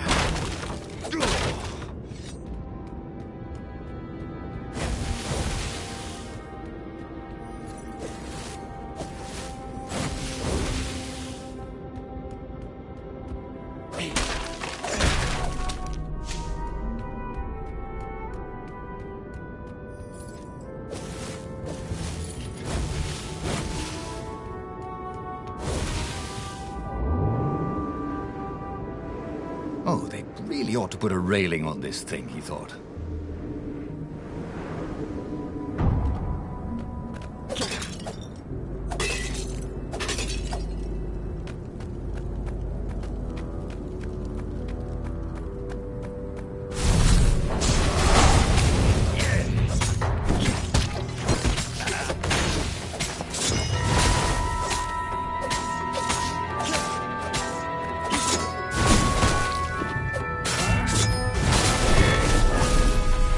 already Renato knew more than he ever had.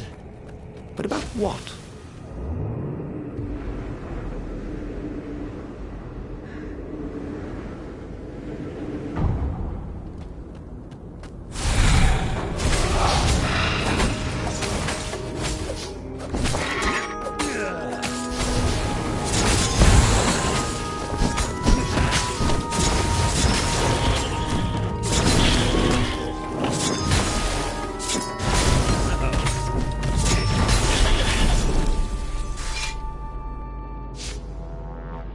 There were a lot of dead ravens along the side of the road. Someone had rampaged through here on a killing spree. What had Zenobia got to get? He had a chilling feeling. He could recognize her blade work in the wounds of the dead birds. Why had she killed them? Surely her father's soldiers were no threat to her.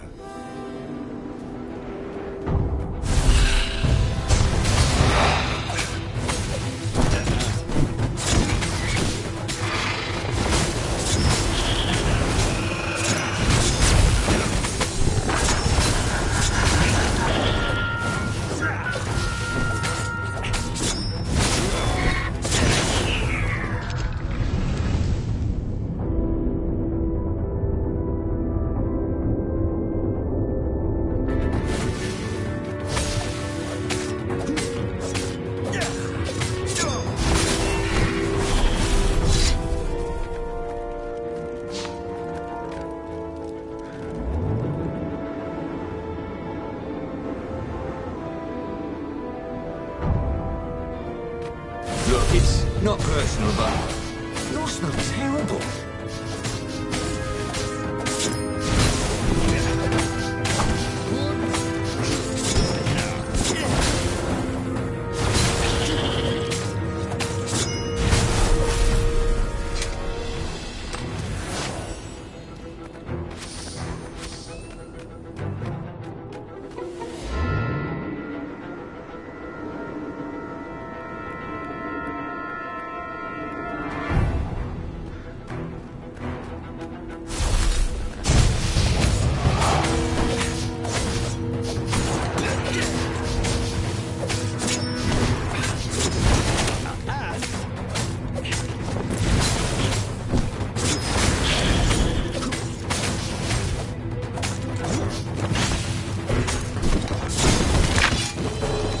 My God, it's full of stars.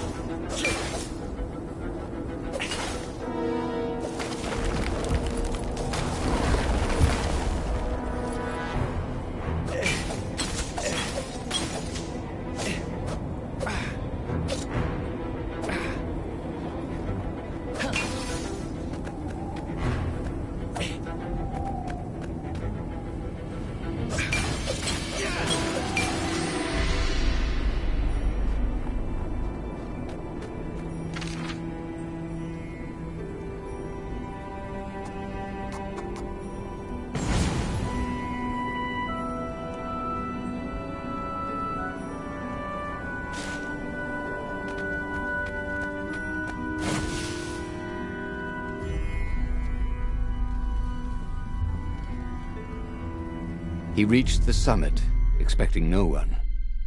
But there she was, steaming, pacing. I'm gonna kill him, she said. I'm gonna kill all his ravens, and then him, and then his family, and all the eggs and tadpoles. And then I'm gonna burn down their pond. Did you go and get the Iblis stone? Do you see all these ravens I killed? So much power. Are you feeling normal?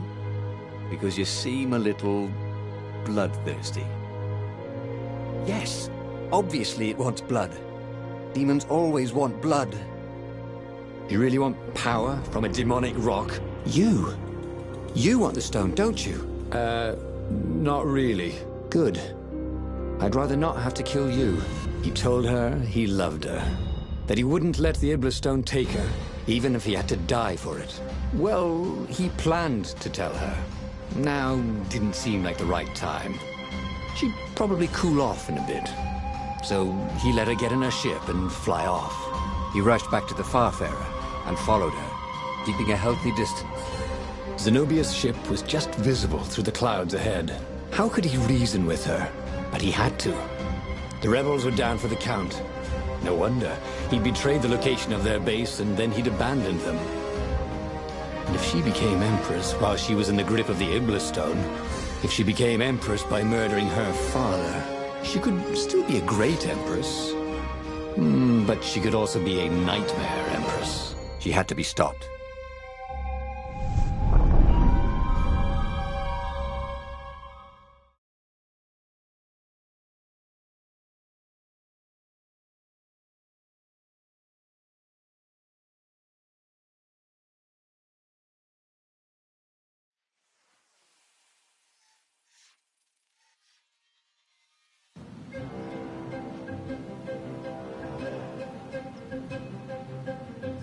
There were more dead ravens along his path, some of them wounded in the back. He knew she could have easily talked her way past them, or clouded the little tiny raven brains with a spell. She was going out of her way to kill everything in her path. This wasn't Zenobia, not as he knew her.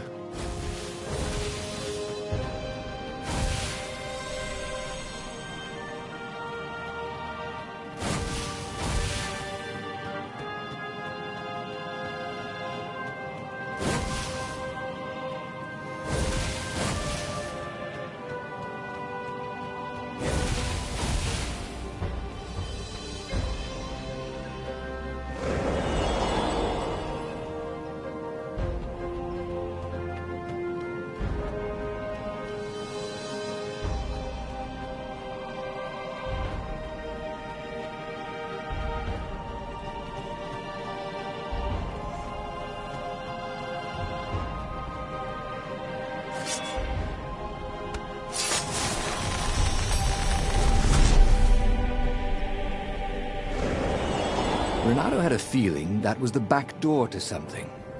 But what?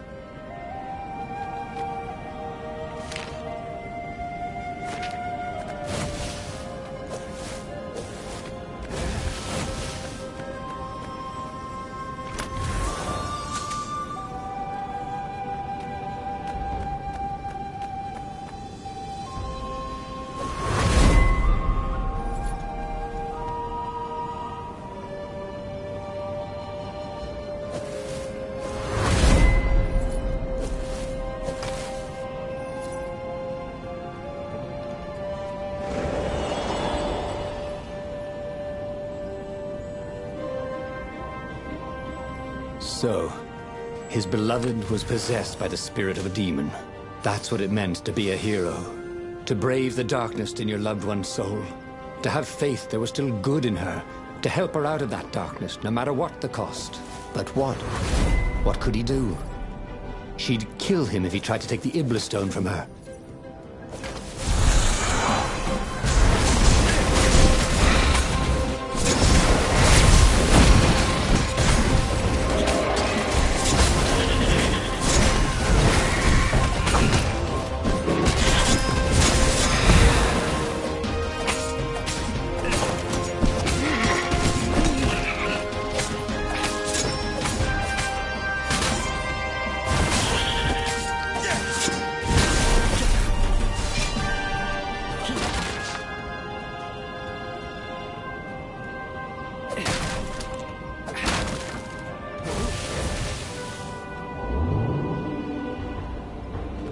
Imagine getting a horse up in one of these things. He would be cursing a blue streak.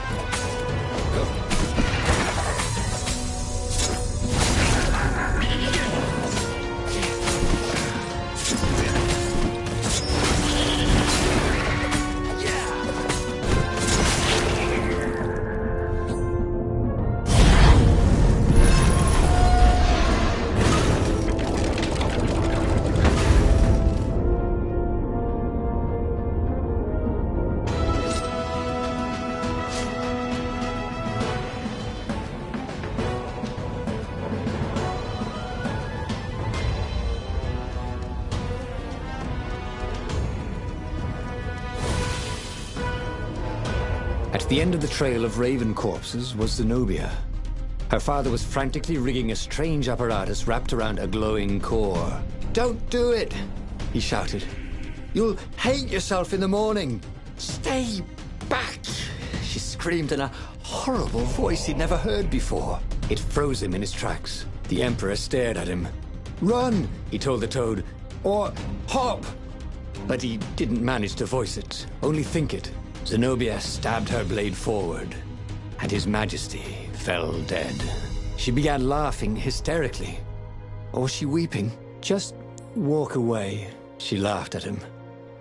"I've no more use for you." There was something he needed to do, but he couldn't figure out what it was. So he did as he was told. As he walked away, he felt a chill in the world. The light in the sky seemed to dim. He didn't dare turn. He had a nagging feeling there was something he should have done just then. Something heroic. But he could not have taken the Iblis stone from her by force. And she would not have parted with it willingly. A cold wind blew from where she had been. But he still didn't dare turn. And then, an awful laughter filled the air. And all the torches and all the ships went out. And he realized what he should have done. But by then, it was too late to do anything. He should go back to some of the choices he'd faced before. Maybe there were new paths that had opened up, like those doors he was opening up all over the map that took him to new treasures and around his enemies. And he hadn't learned anything new this time. He'd done the same thing twice, yet expected a different outcome.